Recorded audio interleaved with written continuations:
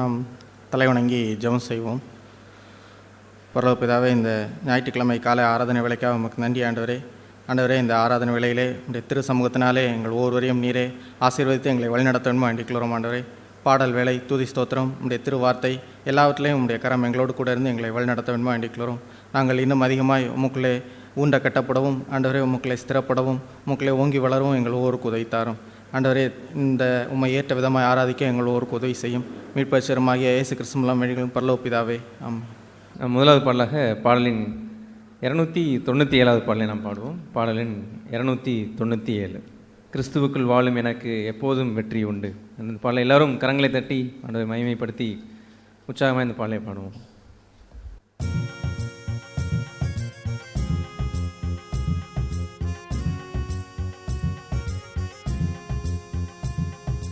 கிறிஸ்துவுக்குள் வாழும் எனக்கு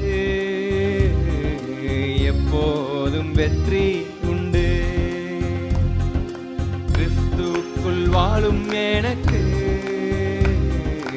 எப்போதும் வெற்றி உண்டு. என்னென்ன துன்பம் வந்தாலும் நான் கலங்கிடவே மாட்டேன். என்னென்ன துன்பம் வந்தாலும் நான் கலங்கிடவே மாட்டேன். யார் என்ன சொன்னாலும், யார் என்ன சொன்னாலும் சோர்ந்து போக மாட்டேன். நான் சோர்ந்து போக மாட்டேன். கிறிஸ்துவுக்குள் வாழும் எனக்கு எப்போதும் வெற்றி உண்டு. கிறிஸ்துவுக்குள் வாழும் எனக்கு எப்போதும் வெற்றி உண்டு. என் ராஜா முன்னே செல்கின்றார், வெற்றி பவனி செல்கின்றார். என் ராஜா முன்னே செல்கின்றார், வெற்றி பவனி செல்கின்றார்.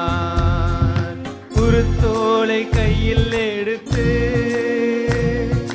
குருத்தோலை கையில் எடுத்து ஓசானா பாடிடுவேன். நான் ஓசானா பாடிடுவேன்.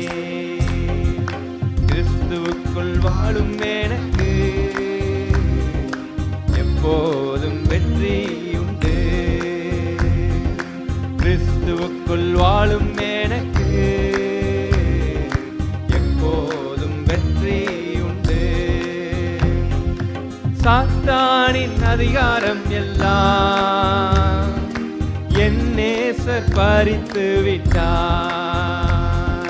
சாத்தானின் அதிகாரம் எல்லாம் என் நேசர் பறித்து விட்டார்.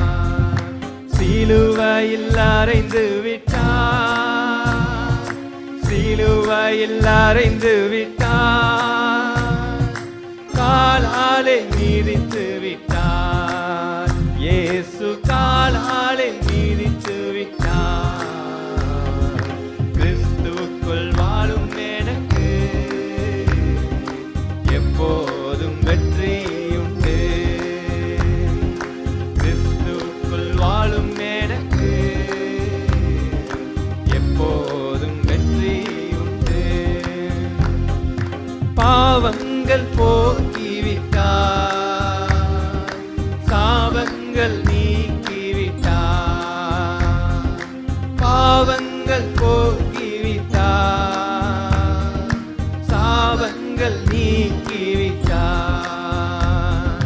இயேசுவின் தழும்புகளால், இயேசுவின் தழும்புகளால் சுகமானேன், சுகமானேன். நான் சுகமானேன், சுகமானேன். கிறிஸ்துவுக்குள் வாழும் எனக்கு எப்போதும் வெற்றி உண்டு. கிறிஸ்துவுக்குள் வாழும் எனக்கு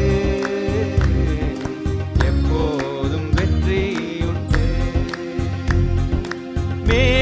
மேகங்கள் நடுவினிலே என் நேசர் வரப்போகிறார். மேகங்கள் நடுவினிலே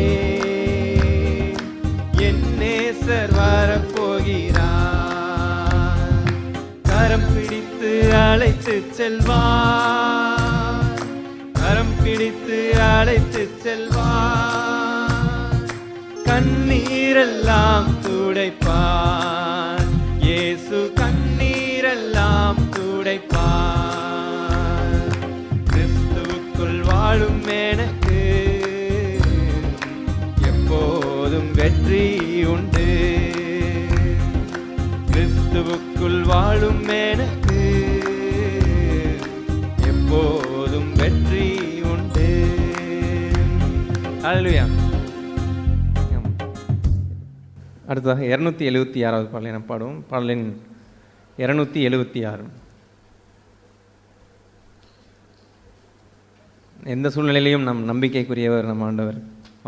நம்முடைய பாதைக்கு தீபமாக இருப்பது அவருடைய வசனம். நம்மை நடத்துகிற நம்முடைய ஆண்டவரை எந்த சூழ்நிலையிலும் அவரை நம்பக்கூடிய ஒரு வல்லவர் நம் ஆண்டவர். அப்படிப்பட்ட ஆண்டவரை உணர்ந்தவர்களாய் இந்த பாடலை நம்பிக்கைக்கு உரியவரே நம்பி வந்தேன் உம் சமூகம் நம்புகிறேன் உம் வசனம் என்ற இந்த பாடலை எல்லோரும் பாடும்.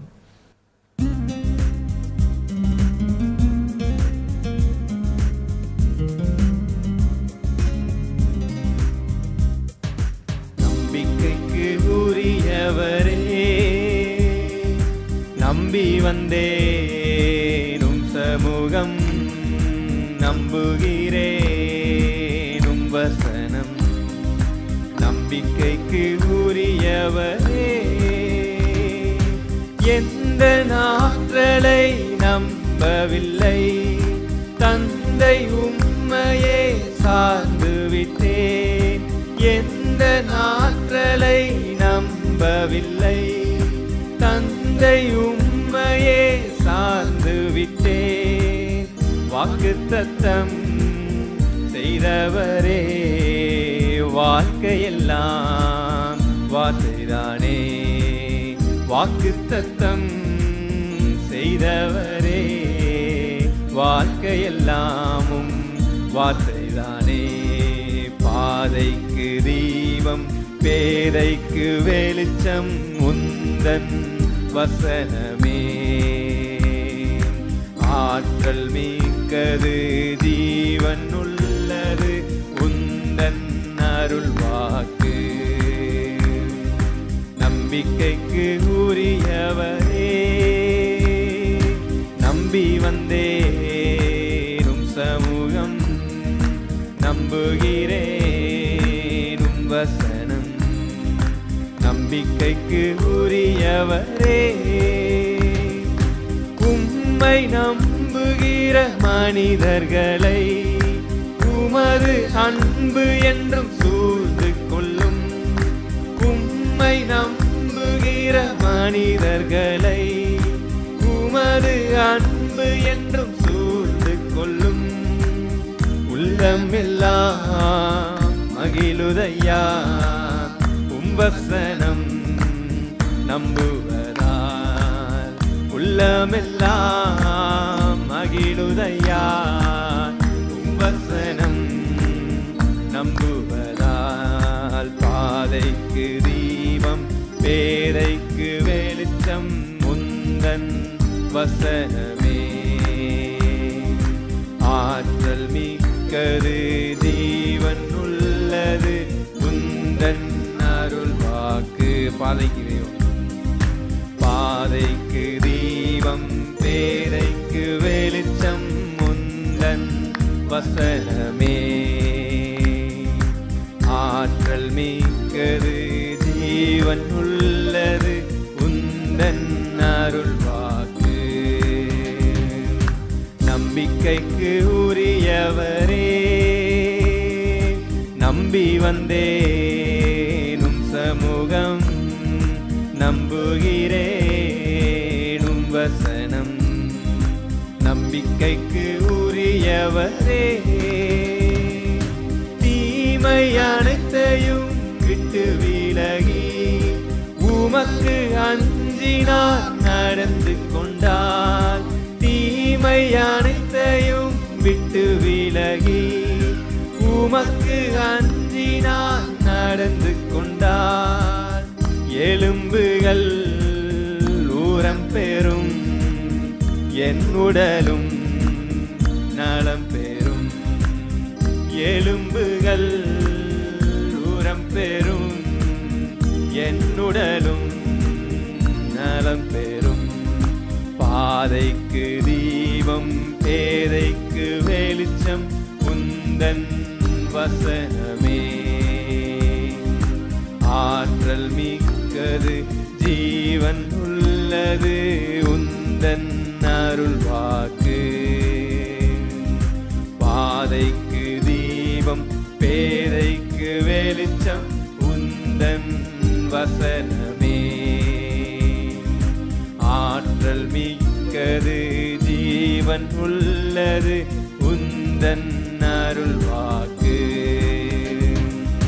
நம்பிக்கைக்கு உரியவரே நம்பி வந்தேனும் சமூகம், நம்புகிறேனும் வசனம். நம்பிக்கைக்கு உரியவரே. ஹல்லேலூயா. கடைசியாக 93வது பாடலை பாடுவோம். பாடலின் 93. அன்பு நேசரே திருமுகம் தேடி அர்ப்பணித்தேன் என்னையே. பாடலை எல்லாரும் ஜப உணர்வோடும் ஆண்டவரை ஆராதித்து ஆண்டவரை துதித்து இந்த பாடலை பாடுவோம் எல்லாரும்.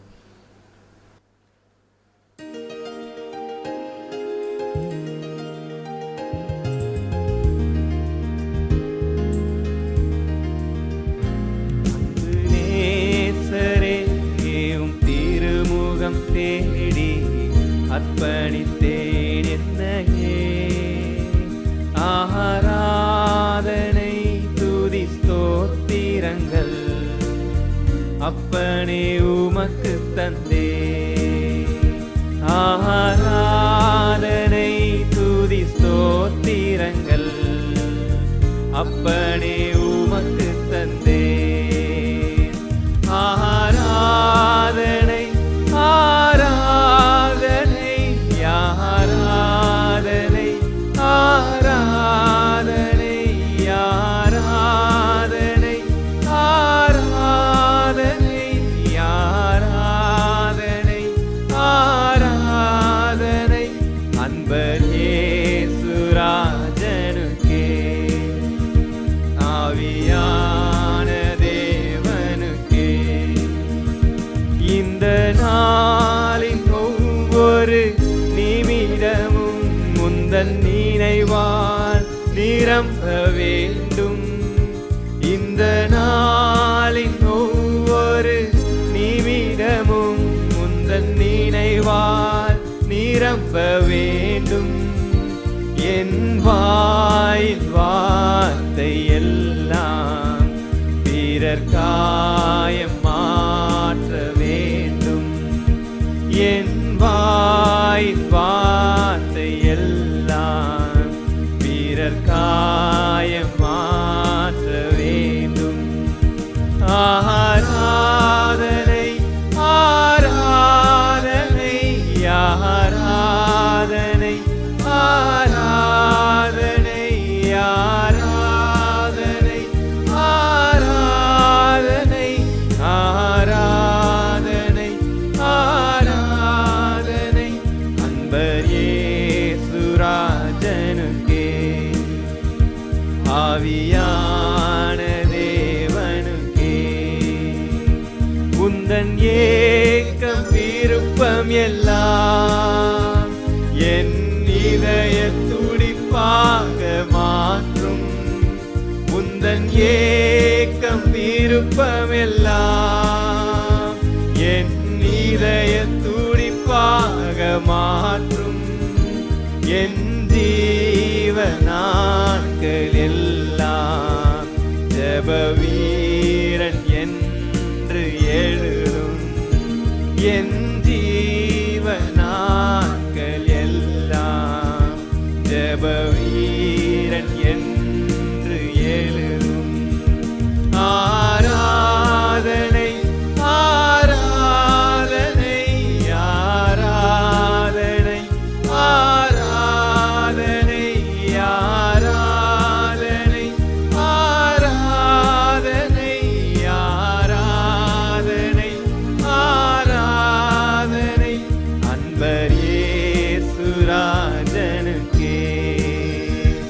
ஆவியான தேவனுக்கே. சுவிசேஷ பாரம் ஒன்றே என் சுமையாக மாற வேண்டும். சுவிசேஷ பாரம் ஒன்றே என் சுமையாக மாற வேண்டும். என் தேச எல்லை எங்கும் உம் நாமம் சொல்ல வேண்டும். என் தேச எல்லை எங்கும் உம் நாமம் சொல்ல வேண்டும். ஆராதனை ஆராதனை ஆராதனை ஆராதனை ஆராதனை ஆராதனை ஆராதனை ஆராதனை அன்பரேசுராஜனுக்கே. ஆவியான தேவனுக்கே. உமக்குகந்த தூய பலியாய் இந்த உடலை ஒப்பு கொடுத்தேன். உமக்குகந்த தூய பலியாய் இந்த உடலை ஒப்பு கொடுத்தேன்.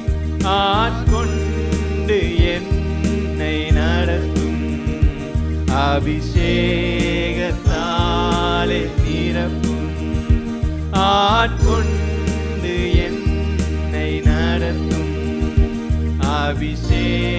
அபிஷேகத்தாலே நிரப்பும். ஆராதனை ஆராதனை ஆராதனை ஆராதனை ஆராதனை ஆராதனை ஆராதனை அன்பரேசுராஜனுக்கே. ஆவியான தேவனுக்கே. அன்பு நேசரே உம் திருமுகம் தேடி அர்ப்பணித்தேன் என்னையே. ஆராதனை துதி ஸ்தோத்திரங்கள் அப்பனே உமக்கு தந்தேன். ஆராதனை துதி ஸ்தோத்திரங்கள் அப்பனே உமக்கு தந்தேன். ஆராதனை ஆராதனை ஆராதனை ஆராதனை ஆராதனை ஆராதனை ஆராதனை ஆராதனை அன்பரேசுராஜனுக்கே. ஆவியான தேவனுக்கே. அன்பரேசுராஜனுக்கே. ஆவியான தேவனுக்கே. அல்லேலூயா. நம்ம எல்லாரும் எழுந்திருப்போம். நம்மை காணாமல் போன ஆடாய் இருந்த நம்மையும் தேடி வந்த நம்முடைய ஆண்டவர் மட்டும் நம்மளை தேடி அவர் தோளில் சுமந்து நம்மை மட்டும் கைவிடாது நம்ம நடத்தின நம்முடைய அன்பின் ஆண்டவர், தொடர்ந்து நம்மை நடத்துகிறவர், எல்லா சூழ்நிலையிலும் நமக்கு நன்மைக்கு எதுவாக மாத்திர நம்முடைய தகப்பன். நம் பார்வைக்கு சில காரியங்கள் அது சரியாக படாமல் இருந்தாலும் அதுலேயும் ஒரு நன்மை தான் ஆண்டவர் வச்சிருக்கிறார். நாம் அவருடைய மேலே இருக்கிற அன்பை மட்டும் குன்றாமல் பாதுகாப்பு தான் நம்மளுடைய பங்கு. மித்தபடி ஆண்டவர் எல்லா காரியங்களையும் சகல காரியத்தையும் நம் நன்மைக்கு எதுவாக நடத்துகிற நம்முடைய ஆண்டவர். அப்படிப்பட்ட ஆண்டவரை நாம் பெற்றிருக்க, அவர் நம்ம மத்தியில் வாசமாக இருக்க எல்லோரும் அவரை துதித்து மகிமைப்படுத்துவோம். Thank you Jesus. Praise you Father for a goodness Lord. எங்கள் வாழ்க்கையில் நீ நல்லவராகவே எங்கள் வாழ்க்கையில் தொடர்ந்து இருக்கிறீங்களே, அதுக்காக நன்றி நன்றி ஆண்டவரே. அப்பா உடைய எங்களிடத்தில் இருக்கிற அன்பு பூரணப்படும்படியாக எங்களை தொடர்ந்து நடத்துங்கப்பா. மட்டும் நீங்கள் செய்திருக்கிறீங்களே நன்றி ஆண்டவரே. அன்பு பெருகும்படியாகவும் விசுவாசம் பெருகும்படியாகவும் ஆண்டவரே எங்கள் வாழ்க்கையில் அநேக சூழ்நிலையிலையும் அநேக காரியங்களையும் வெளிப்படுத்தி கொண்டே வரீங்களே, அதுக்காக நன்றி நன்றி ஆண்டவரே. நீர் எப்பொழுதும் நன்மை செய்கிறவர் மாத்திரம் தான் ஆண்டவரே. நீர் உங்களுடைய கரத்திலிருந்து ஒரு தீமையும் எங்களுக்கு வராதே ஆண்டவரே. எல்லாமே நன்மைக்காகவே எங்களுக்கு நடத்துகிற நல்ல தகப்பனா எங்களோட இருக்கிறீங்களே, அதற்காக நன்றி. எங்களையும் சுத்திகரித்து எங்கள் பாவங்களை எல்லாம் கழுவி அப்பா உம்மை துதிக்க முடியாகவும் ஆராதிக்க முடியாகவும் உடைய சபையாக எங்களை இங்கே கூட்டி சேர்த்திருக்கிறீங்களே அதற்காக நன்றி ஆண்டவரே. அனுதினமும் ஆண்டவரே உம்முடைய கிருபைக்கு நாங்கள் கிருபாசன தண்டையில் நாங்கள் வரும்பொழுது ஆண்டவரே எங்களை ஒருபோதும் தள்ளாத தேவனாய் எங்களை மன்னித்து அப்பா அனைத்து ஆண்டவரே எங்கள் குறைகள் எல்லாம் மன்னித்து எங்கள் நிறைவாய் மாற்றிற நல்ல தகப்பனா எங்களோடு இருக்கிறீங்களே அதுக்காக நன்றி உம்மை துதிக்கிறோம் ஸ்தோத்திரிக்கிறோம் ஆண்டவரே. எங்கள் இதயத்தில் ஆழத்திலிருந்து உமக்கு இடைவிடாத நன்றி நாங்கள் செலுத்துகிறோம் அப்பா. Thank you Jesus. Praise you Father, praise you Lord. துதியினால் ஆண்டவரே நாங்கள் ஆண்டவரே அநேக சூழ்நிலையில் ஆண்டவரே மேற்கொள்ளும்படியாக எங்களுக்கு உதவி செய்கிறீங்களே அதற்காக நன்றி உம்மை துதிக்கிறோம் ஸ்தோத்திரிக்கிறோம் ஆண்டவரே. Thank you Jesus. Praise you Father for your goodness Lord. Thank you Lord Jesus. இடைவிடா நன்றி உமக்குத்தானே, இணையில்லா தேவன் உமக்குத்தானே. இடைவிடா நன்றி உமக்குத்தானே, இணையில்லா தேவன் உமக்குத்தானே. தேடி வந்தீரே நன்றி ஐயா, தெரிந்து கொண்டீரே நன்றி ஐயா. தேடி வந்தீரே நன்றி ஐயா, தெரிந்து கொண்டீரே நன்றி ஐயா. நன்றி நன்றி இடைவிடா நன்றி உமக்குத்தானே, இணையில்லா தேவன் உமக்குத்தானே. இடைவிடா நன்றி உமக்குத்தானே, இணையில்லா தேவன் உமக்குத்தானே. நம்ம எல்லோரும் சுருக்கமாய் ஆண்டவருக்கு நன்றிகளையும் துதிகளையும் எடுப்போம். வெளிப்படுத்தின புத்தகத்திலே ஆண்டவர் ஒரு 7 சபைகளை குறித்து அங்கே 2வது அதிகாரம் 3வது அதிகாரத்திலே அவர் பேசுவார். அதிலே 5 சபைகள் அந்த சபைகளுடைய குறைகளை ஆண்டவர் சுட்டி காட்டுவார். 2 சபைகள் அவை அவர்கள் தேவனுக்கு உத்தமமாய் வாழ்ந்த சபைகள் என்று தேவன் அந்த 2 அதிகாரங்களிலே அந்த சபைகளை குறித்து கூறுவார்.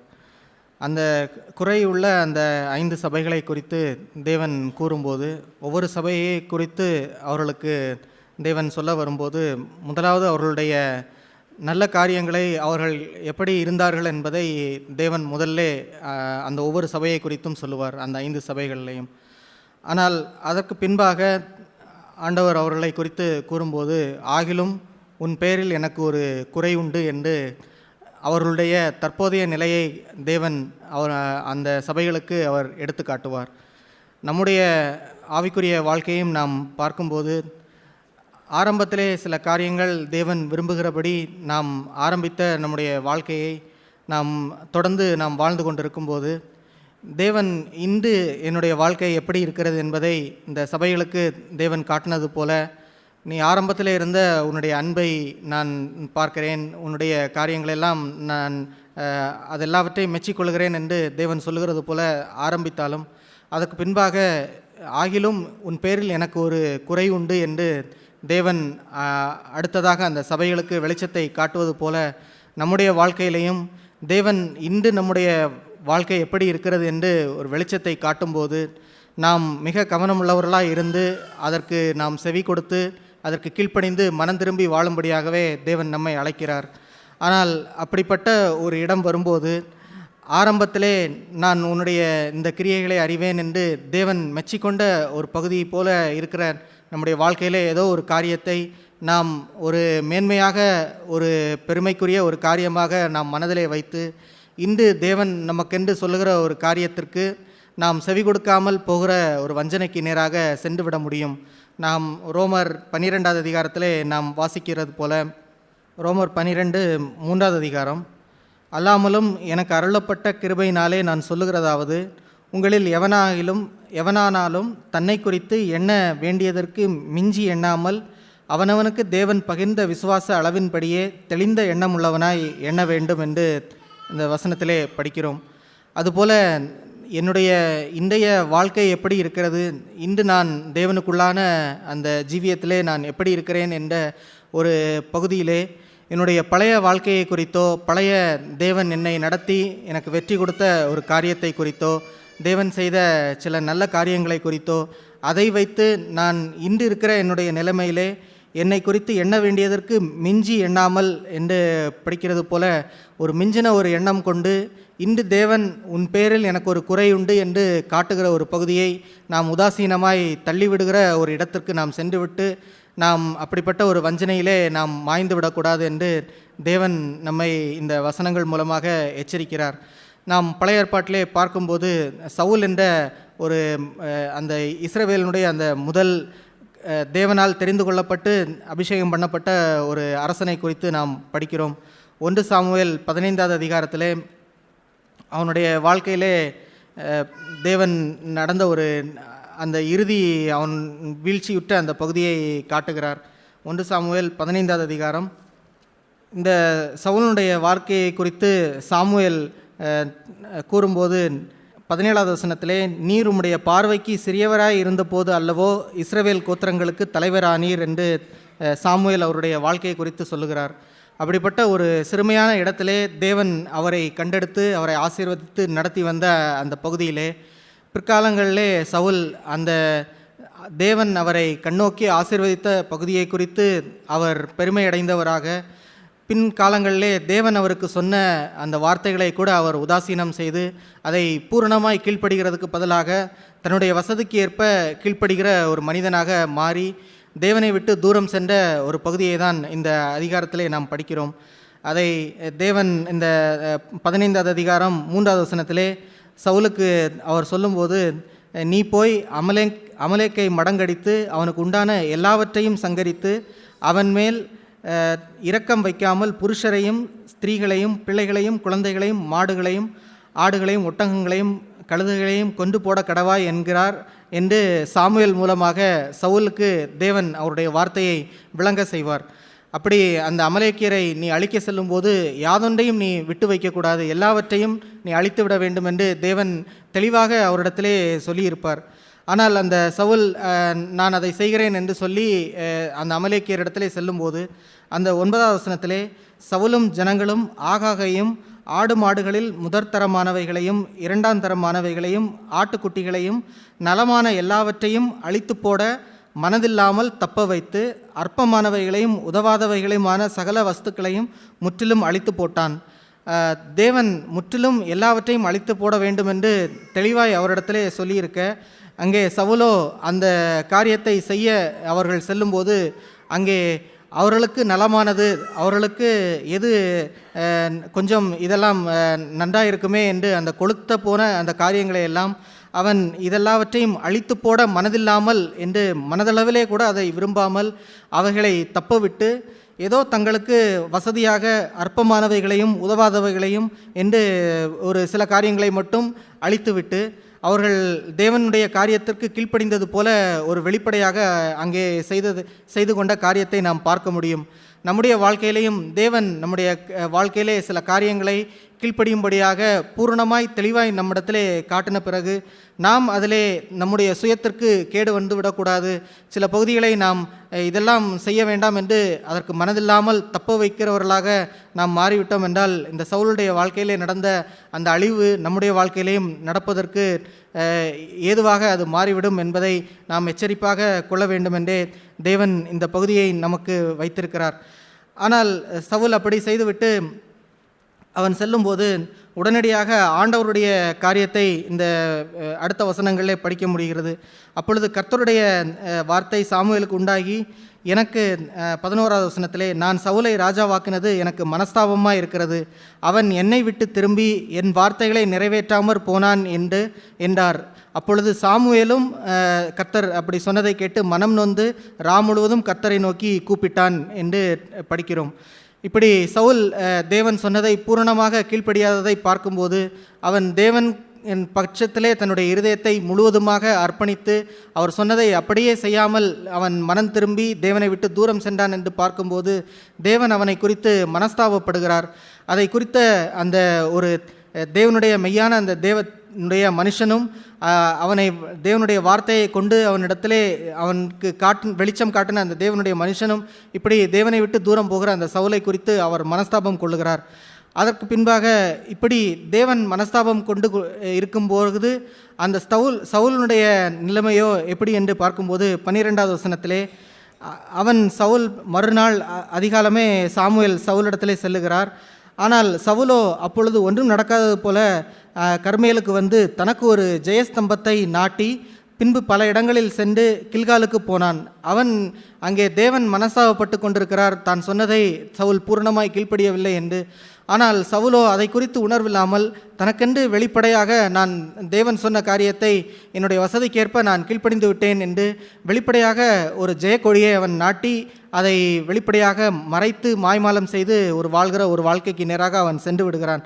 அதற்கு பின்பாக சாமுவேல் சவுலிடத்திலே நீர் கர்த்தரால் ஆசீர்வதிக்கப்பட்டவர் சவுலிடத்திலே வரும்போது சவுல் சாமுவேலை பார்த்து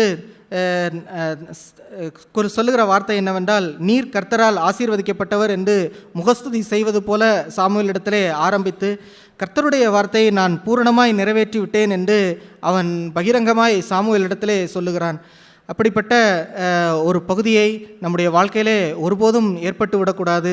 தேவன் நமக்கென்று சொல்லியிருக்கிற அந்த பகுதியை நாம் பூரணமாய் கீழ்ப்படியாமல் இருந்துவிட்டு நம்மை குறித்து எண்ணுகிறதற்கு மிஞ்சி எண்ணி நான் எல்லாவற்றையும் பூரணமாய் செய்துவிட்டேன், என்னிடத்தில் ஒரு குறையும் இல்லை என்று எளிதாக அந்த தேவ மனுஷனிடத்திலே அந்த சவுல் சொல்லுகிறது போல நாம் ஒருபோதும் அப்படிப்பட்ட ஒரு காரியத்துக்கு நேராக சென்று விடக்கூடாது. அப்படிப்பட்ட பகுதிக்கு நேராக சென்ற சவுலிடத்திலே சாமுவேல் உணர்த்தும்படியாக பல காரியங்களை சொல்லுவார். நீர் கீழ்ப்படிந்தேன் என்று சொல்லுகிறீர், ஆனால் அடுத்த வசனத்திலே அங்கே தேவன் அழிக்கும்படியாக சொன்ன சில ஆடு மாடுகளுடைய சத்தம் கேட்கிறதே, அவை என்ன என்று கேட்கும்போது பின்பு அதற்கு ஒரு காரணத்தை சொல்லி நான் எல்லாம் அழிக்கும்படியாக தான் சென்றேன், ஆனால் இந்த ஜனங்களோ அவர்கள் கர்த்தருக்கென்று கொடுப்பதற்கென்று இவைகளை எடுத்து வந்தார்கள் என்று அதிலையும் அவன் ஒரு பக்திக்குரிய ஒரு போர்வையை அந்த சாமுவேலிடத்திலே காட்ட முயற்சிப்பதை நாம் பார்க்க முடியும். அப்படி சாமுவேல் சொல்லுகிற எந்த ஒரு காரியத்துக்கும் அவன் கீழ்ப்படியாமல் பின்பு அவன் எல்லாமே மேலோட்டமாய் எல்லாம் நான் கர்த்தருக்கு பலி செலுத்தும்படி செய்து இவையெல்லாம் கர்த்தருக்காக நான் கொண்டு வந்தேன் என்று அவன் கீழ்ப்படியாத ஒரு காரியத்திற்கு அவன் ஒரு பக்திக்குரிய ஒரு போர்வையை அந்த இடத்திலே காட்டி அவன் தன்னை ஒரு நல்லவனாக தன்னுடைய நிலை என்ன என்பதை உணராமல் தன்னை குறித்து மிஞ்சி எண்ணி அந்த இடத்திலே அவன் தன்னை உடைய குறையை உணர்ந்து மனம் திரும்புவதற்கு பதிலாக அப்படிப்பட்ட ஒரு இடத்திலே அவன் இருப்பதை நாம் இந்த அதிகாரத்திலே பார்க்க முடியும். அதற்கு சாமுவேல் நாம் 22வது அதிகாரத்திலே படிக்கும்போது, கர்த்தருடைய சத்தத்திற்கு கீழ்ப்படுகிறதை பார்க்கலும் சர்வாங்க தகனங்களும் பலிகளும் கர்த்தருக்கு பிரியமாக இருக்குமோ, பலியை பார்க்கலும் கீழ்ப்படிதலும் ஆட்டுக்குட்டிகளின் நினத்தை பார்க்கலும் செவி கொடுத்தலும் உத்தமம் என்று அந்த சவுலிடத்திலே அவர் உணரும்படியாக தேவனுடைய காரியத்தை சொல்லும்போது பின்பு சவுல் கொஞ்சம் மனம் திரும்பினது போல சில காரியங்களை சொல்லுவான். ஆனால் அவன் பூரணமாய் தன்னுடைய இருதய அளவிலே தேவனிடத்திலே மனம் திரும்ப மாட்டார். அதனால் அவனுடைய வாழ்க்கையிலே பின்பாக நடந்தது அந்த ஒரு துயரமான ஒரு காரியம் என்னவென்றால், 35வது வசனத்திலே சவுல் மரணமடையும் நாள் மட்டும் சாமுவேல் அவனை கண்டு பேசவில்லை. இஸ்ரவேலே மேல் சவுலை ராஜாவாக்கினதற்காக கர்த்தர் மனஸ்தாபப்பட்டது நிமித்தம் சாமுவேலும் சவுலுக்காக துக்கித்து கொண்டிருந்தான் என்று நாம் படிக்கிறோம். அப்படிப்பட்ட மனம் திரும்ப விருப்பமில்லாத தன்னுடைய நிலையை உணர முடியாத அந்த இடத்துல இருந்த சவுலை பின்பு தேவன் தனக்கென்று வைத்திருக்கிற அந்த இரக்கத்தை எல்லாம் இழந்து அவன் மரணமடையும் மட்டும் சாமுவேல் பின்பு திரும்பி தேவனுடைய வார்த்தையை அவனிடத்திலே பேச முடியாத ஒரு இடத்திற்கு அவன் சென்று விட்டான். எனவே நாமும் நம்முடைய வாழ்க்கையிலே தேவன் ஆரம்பத்திலே சில காரியங்களை நல்ல முறையிலே நம்மை நடத்தி கொண்டு வந்திருக்கிறார். ஆனால் இன்று என்னுடைய நிலைமை என்ன என்பதை நாம் உணர முடியாமல் இந்த சவுல் செய்தது போல நாம் அதை ஒரு வெளிப்புறமாக ஏதோ சில காரியங்களை வைத்து நாம் ஒரு பக்தியின் போர்வை போல நாம் சில காரியங்களை மறைத்து வாழ்கிற ஒரு இடத்திலே நாம் சென்று விட்டால் நாம் அந்த 19வது வசனத்திலே நாம் படிக்கிறது போல அவர்கள் அதை அழித்து போட மனதில்லாமல் அதை தப்ப விட்டார்கள் என்று மனதளவிலே கூட அதை விரும்பாமல் அதற்கு இடம் கொடாமல் நாம் நம்மை மறைத்து ஒழித்து நாம் வாழ்கிற ஒரு வாழ்க்கைக்கு நேராக நம்மை இடம் கொடுத்து விட்டோம் என்றால் இந்த சவுலுடைய வாழ்க்கையிலே நடந்தது போல ஒரு நாளிலே அந்த தேவனுடைய வார்த்தை நம்மிடத்திலே வந்து அதை நாம் மனம் திரும்புவதற்கு ஏதுவாக இல்லாமல் ஒரு இடத்திற்கு சென்று விடுகிற ஒரு இடத்திற்கு ஒரு துக்கம் நிறைந்த ஒரு இடத்திற்கு நாம் சென்று விடுவோம். நம்மை குறித்து யோசிக்கிற தேவன் நம்மை குறித்து மனஸ்தாபப்படுவார். நம்மை நன்றாய் விசாரித்து நடத்துகிற மேய்ப்பர்களும் இப்படி நம்முடைய ஆவிக்குரிய வாழ்க்கை மாறிவிட்டதை குறித்து குறித்து அவர்களும் நம்மை குறித்து துக்கமடைவார்கள்.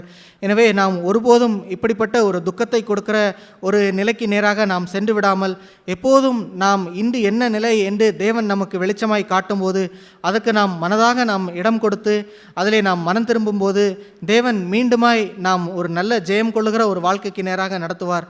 இந்த குறையுள்ள அந்த 5 சபைகளை குறித்து வெளிப்படுத்தின அந்த புத்தகத்திலே தேவன் சொல்லும்போது ஒவ்வொரு சபையிலையும் அவர் குறைகளை கூறினாலும் அந்த குறைகளுக்கு கீழாக மனம் திரும்பி ஜெயம் கொள்ளுகிற எவனுக்கும் அவர் ஒரு ஆசீர்வாதத்தை அந்த இடத்துல சொல்லுகிறார். ஜெயம் கொள்ளுகிற எவனுக்கும் நான் என்னுடைய மன்னாவை புசிக்க கொடுப்பேன், ஜெயம் கொள்ளுகிற எவனும் என்னோடு கூட இருந்து ஆளுகை செய்வான் என்று அந்த வீழ்ச்சியிலே இருக்கிற அந்த குறையுள்ள அவர்களுக்கு மனம் திரும்பினால் ஜெயமுள்ள அந்த வாழ்க்கைக்கு நேராக வந்தால் அவர்களுக்கு அப்படிப்பட்ட ஒரு நம்பிக்கையை தேவன் கொடுக்கிற அந்த வசனங்களை ஒவ்வொரு சபையிலையும் எழுதியிருப்பார். எனவே நாமும் நம்முடைய காரியங்களை நாம் உணர்ந்து மனம் திரும்பி தேவனிடத்திலே வரும்போது ஜெயம் கொள்ளுகிற அவர்களுக்கு தேவன் கொடுக்கிற அந்த ஆசீர்வாதத்தை தேவன் நமக்கு தருவார்.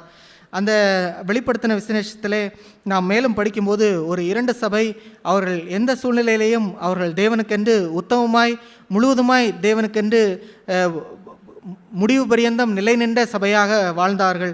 அதை போன்ற ஒரு உத்தமத்தையே தேவன் இந்த நாட்களிலே நம்மிடத்திலே எதிர்பார்க்கிறார்.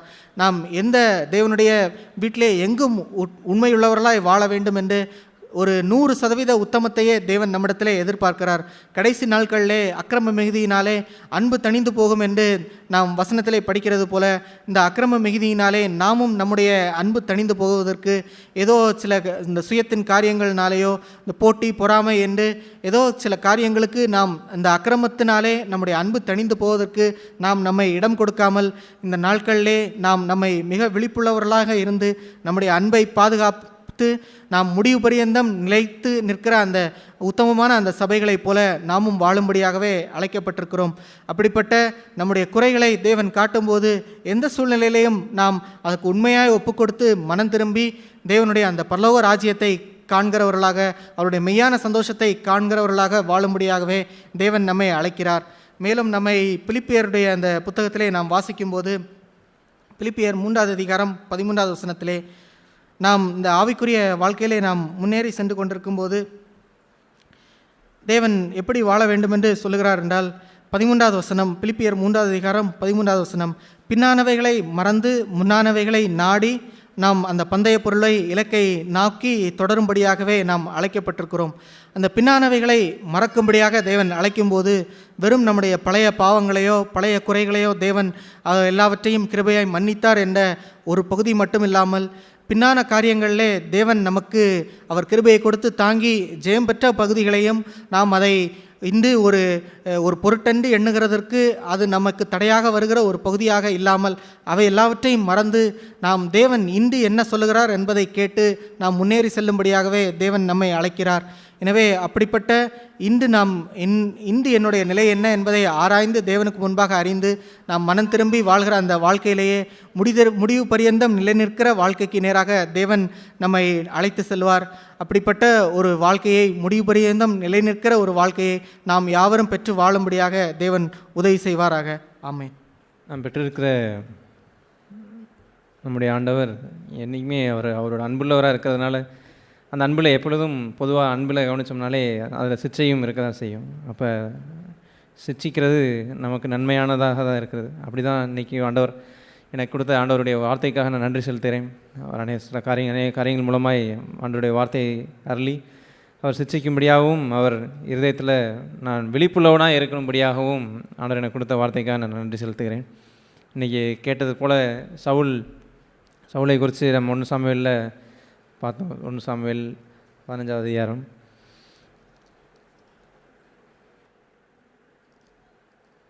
அதில் அந்த சவுல் அவர் அந்த போனதில் அவங்களுக்கு தேவையான காரியங்களை மட்டும், அதாவது அவங்களுக்கு எதெல்லாம் ஈஸியாக இருக்கோ அதை மட்டும் விட்டுட்டு அவங்களுக்கு எதெல்லாம் விருப்பமாக இருக்கோ அதெல்லாம் எடுத்துகிட்டு வர ஒரு காரியம். கர்த்தருடைய வார்த்தைக்கு கீழ்ப்படியாத ஒரு பங்குக்குள்ளார அவங்க போகிறாங்க. அப்போ போகிறப்ப அது அவங்களுக்குள்ளார ஒரு சாட்டிஸ்ஃபேக்ஷனுக்குள்ளார போயிடறாங்க, டிசப்ஷனுக்குள்ளார. நம்ம இப்படி செஞ்சிட்டோமேன்னு ஒரு உணர்வு இல்லாமல் நம்ம இதில் எனக்கு தேவையானதை எனக்கு பிடிச்சதை நான் எடுத்துக்கிட்டேன், பிடிக்காததான் எடுத்துக்கிட்டேன் அப்படின்னு சொல்கிறத எடுக்கும் போது என் லைஃப்பில் வச்சு பார்க்கும்போது என் லைஃப்லேயும் ஆண்டவர் ஏதாவது சின்ன காரியத்தை ஆண்டவர் உணர்த்தும் பொழுது, நம்ம கடந்த வாரத்துலையும் சபையில் தியானித்தது என்னென்னா, கொஞ்சத்தில் உண்மையாக இருக்கிற ஒரு பங்கு. ஆண்டவர் எல்லாமே கொஞ்சத்தில் சொல்ல ஆரம்பத்திலேயே சின்னதாக இருக்கும்போதே சொல்லிடுவார், இது வேண்டாம் அப்படின்னு சொல்லி. அதை நான் கேர்லெஸ்ஸாக எடுத்துகிட்டு அதை நான் உள்ளே விட்டுட்டேன் அப்படின்னா அது பெரிய வேர் விட்டு வளர்ந்து ஒரு பெரிய ஒரு இடத்துல வந்து அதை பிடுங்கி போடுறதுக்கே கஷ்டப்படுற ஒரு இடத்துல தான் போய் லைஃப்பில் கொண்டு போய் விட்டுரும். ஆனால் ஆண்டவர் என்றைக்குமே கொஞ்சத்தில் உண்மையார். சின்னதாக உனக்குள்ளார இந்த கசப்பு வருதே, இந்த கசப்பு எப்போயே எடுத்து போட்டுரு, இல்லைனா வளர்ந்ததுக்கப்புறம் உனக்கு பெரிய ஒரு மன்னிக்க முடியாத தன்மைக்குள்ளாரையும் அநேக ஒரு கஷ்டமான ஒரு காரியத்தில் போயிடும் அப்படின்றத லாங் சைட்டடாக ஆண்டவர் பார்த்துருவார். ஆனால் என்றைக்குமே ஷார்ட்டாக சொல்லும் போதே அதை செஞ்சிடணும். அது சின்ன காரியம் தானே, இது எனக்கு பிடிச்சிருக்கு, இது அவங்க மேலே எனக்கு கசப்பு வச்சுக்கிறதுக்கு எனக்கு பிடிச்சிருக்கு, இவங்களை நான் மன்னிக்காமல் இருக்கிறது எனக்கு பிடிச்சிருக்கு அப்படின்றது போல் நான் அதெல்லாம் மன்னிக்காமல் நான் சின்ன சின்னதெல்லாம் எடுத்துகிட்டு இதெல்லாம் ஈஸி, இதெல்லாம் சின்ன சின்னதாக, இதை நான் ஆண்டவர் கீழ்ப்படைஞ்சிட்டேன்னு ஒரு மனசாட்சியை நானே சூதன் பண்ணிக்கிறதுக்காக சில காரியங்கள்லாம் செஞ்சுட்டு நான் கடைசியில் நான் ஆண்டவர் எனக்கு கொடுத்து சொல்கிறது வந்து சவுலுக்கு கொடுத்து அந்த சொல்கிற அந்த சாட்சி தான். 1 சாமுவேலில் 15 அந்த சாமுவேல் சொல்லுவார், அதில் சாமுவேல் சொல்கிற ஒரு பகுதியில் 23வது வசனம் படித்தோம்னா, இரண்டகம் பண்ணுதல் பில்லி சூனிய பாவத்துக்கும் முரட்டாட்டம் பண்ணுதல் அவபக்திக்கும் விக்கிரக ஆராதனைக்கும் சரியாக இருக்கிறது அப்படின்னு சொல்கிறார். அப்போ நான் ரெண்டகம் பண்ணுற ஒரு தன்மையாக இருக்கிறனாலும் இல்லை ரெபல்லியஸ்னஸ் எனக்குள்ளார முரட்டாட்டம் இருக்குது அப்படின்னாலும் இது எல்லாத்தையுமே எப்படி கம்பேர் பண்ணுறேன்னா பில்லி சூனிய பாவத்துக்கும் அவபக்தியும் விக்கிரக ஆராதனைக்கும் சரியாக இருக்கிறதுன்ற ஒரு பயங்கரமான ஒரு பாவத்துக்கு நேராக தான் அதை வந்து ஒப்பிட்டு அங்கே சாமுவேல் சொல்கிறார். அப்போ ரெபல்லியஸ்னஸ் அப்போ சவுல் செஞ்சதில் வந்து அவர் நார்மலாக பேசுகிறது போல் பேசினாலும் அவருக்குள்ளார இருந்த பாவம் ஒரு ரெபல்லியஸ்னஸ், முரட்டாட்டம். கர்த்தர் எனக்கு இதில் கீழ்ப்படிஞ்சு நடக்கணும்னு ஒரு காரியத்தை சொல்லியிருக்கும் பொழுது அந்த காரியத்தை நான் செய்யாமல் அதை நான் மேலோட்டமாக அப்படியே எனக்கு பிடிச்சதெல்லாம் நான் செய்யும் பொழுது அதற்குள்ள வேரில் இருக்கிற பாவத்தை வந்து சாமுவேல் அங்கே சொல்கிறத பார்க்க முடியுது. அது முரட்டாட்டமும் நான் ரெண்டகம் பண்ணுறதையும் வச்சுக்கிட்டு நான் கடவுளும் வேணும்னு சொல்லிட்டு என் கீழே உலகத்திற்கு ஏற்ற ஏதுவான ஒரு சந்தோஷமும் மனுஷ புகழ்ச்சியும் மனுஷருக்கு நேராக வாழ்கிற ஒரு வாழ்க்கையும் இதை மட்டும் நான் இதையும் எனக்கு வேணும்னு சொல்லி ரெண்டையும் வச்சு நான் ரெண்டகம் பண்ணுற ஒரு வாழ்க்கைக்குள்ளார நான் உள்ளே போகும் பொழுது எனக்கு நான் அது வந்து எவ்வளோவாக அதை கர்த்தர் வெறுக்கிறாருன்றத இந்த வசனத்தின் மூலமாக சவுல் சொல்கிறார். அப்போ இந்த எச்சரிப்பை நானும் எப்பொழுதும் என் லைஃப்பில் வச்சு கொஞ்சத்தில் உண்மையாக இருக்கிறது. ஆண்டவர் என்ன சொல்லியிருக்கிறாரோ அப்படியே ஒபே பண்ணு, இது செய்யாதனா செய்யாத, இல்லை அவங்க இப்படி செஞ்சாங்களே இவங்களெல்லாம் என்னால் மன்னிக்க முடியாது, இவங்க இப்படி பண்ணிட்டாங்களே இவங்க மேலே நான் கசப்பு வச்சு தான் தீருவேன் அப்படின்னு சொல்கிற ஒரு காரியம் வந்து இந்த சவுல் இங்கே செஞ்சது போல் எனக்கு பிடிச்சிருக்கு, இதை நான் வச்சுக்கிறேன் அப்படின்னு சொல்லி நான் எடுத்து கர்த்தர் சொன்னதுக்கு நான் கொஞ்சம் எக்ஸ்ட்ரா ஆட் பண்ணுறதும் இல்லை எக்ஸ்ட்ரா குறைச்சிக்கிறதும் கர்த்தருக்கு பிரியமில்லாத ஒரு காரியம். அதை தான் நம்ம லைஃப்பில் நம்ம நிதானித்து பார்க்கும் பொழுது கொஞ்சம் கூட நான் ஒரு துளி கூட நான் அதில் ஏற்றிடவும் கூடாது, கொஞ்சம் ஒரு துளி கூட இறக்கிறவும் கூடாது. கர்த்தர் என்ன சொல்கிறாரோ அதை நான் அப்படியே கீழ்ப்படிஞ்சு நடக்கிற ஒரு வாழ்க்கையில் நான் தொடர்ந்து நடக்கணும். இந்த எபேசு சபையை கூட ஆண்டவர் சொல்லும் பொழுது அவங்கள குறித்து நிறைய நன்மையான காரியங்களை சொல்லுவார். நீங்கள் ரொம்ப பொறுமையாக இருக்கிறீங்க, என்னுடைய நாமத்தினால சில நிறைய காரியங்கள் நீங்கள் லேபரிங்னு சொல்லுவார், நீங்கள் வந்து உழைக்கிறீங்க, நிறைய நன்மையான காரியங்களையும் சொல்லுவார். அப்படி இருக்கும்போது அதான் இவ்வளோ இருக்குல்ல, அப்புறம் என்னத்தை இன்னும் எனக்கு அன்பு குறைவாக இருக்குன்னா எதுக்கு சொல்கிறீங்கன்னா அவங்க கேட்க முடியாது. ஆண்டவர் வந்து இதுலேயும் நீ குறைவாக இருக்கிறீங்க, ஆதியிலிருந்து அன்பை நீ விட்டுட்ட, நீ ஆதியில் என்ன கிரியையெல்லாம் செஞ்சியோ அதை திரும்பி செய், எங்கே விழுந்தியோ அங்கேருந்து திரும்ப ஆரம்பி, எங்கே விட்டியோ அங்கேருந்து திரும்ப ஆரம்பி அப்படின்னு சொல்லி தான் ஆண்டவர் விரும்புகிறார். அப்போ ஆண்டவர் என்றைக்குமே இன்றைக்கி நம்ம பாடினது போல் பலிபீடத்தில் என்னை பரணே அப்படின்னு நம்ம வந்து பலிபீடத்தில் நம்மளை வைக்கிறத வந்து ஃபோர்ஸ் பண்ணி வைக்கிற ஆண்டவர் கிடையாது.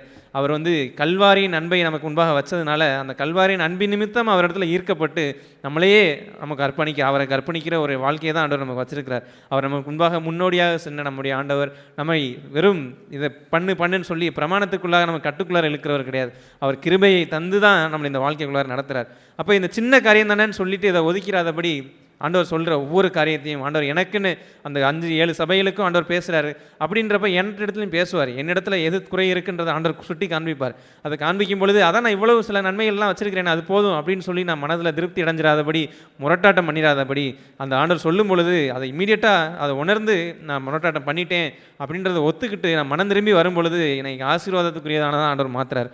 அப்படி தான் ஆண்டவர் என்றைக்குமே ஒரு ஹோப் உள்ள ஒரு லைஃப்பை தான் ஆண்டவர் வச்சிருக்கிறார். அப்படி வைக்கும்போது இந்த நீதிமொழிகளில் ஒரு வசனம் இருக்கும், சாட்டிஸ்ஃபைட் சோல் லோத்தஸ் ஓவர் த ஹனிகோம்னு இருக்கும். அதாவது நான் சாட்டிஸ்ஃபைடாக இருந்தேன் அப்படின்னா நான் ரொம்ப லைஃப்பில் சாட்டிஸ்ஃபைடாக இருக்கேன், நான் நல்லா இருக்கிறேன் அப்படின்னு சொல்லி கர்த்தர் என் இடத்துல சொன்னாலும் நான் அதெல்லாம் இவ்வளோ செஞ்சுருக்கேன்ல, இது போதும், நான் நல்லா தான் இருக்கேன் அப்படின்னு நான் செஞ்சுட்டு இருந்தேன் அப்படின்னா என் இடத்துல முன்னாடி வந்து தேன் கூட ஆண்டவருடைய அழகான சத்தியங்களையும் ஒரு வார்த்தைகளையும் எத்தனையோ காரியங்களையும் பரிசுத்த ஆவிக்குரிய வாழ்க்கைகளையும் முன்னாடி வச்சாலும் அந்த தேன் கூட போல் இருந்தாலும் அதையும் நான் வந்து சாதாரணமாக அது என்ன ஒரு டேஸ்ட் அப்படின்னு சொல்லிட்டு அது அசால்ட்டாக இருக்கிறது போல தான் அந்த நீதிமொழிகளில் சொல்லக்கூடிய ஒரு வார்த்தை இருக்குது, சாட்டிஸ்ஃபைட் சோல் லோத்தஸ் ஓவர் த ஹனிகோம்னு இருக்கு.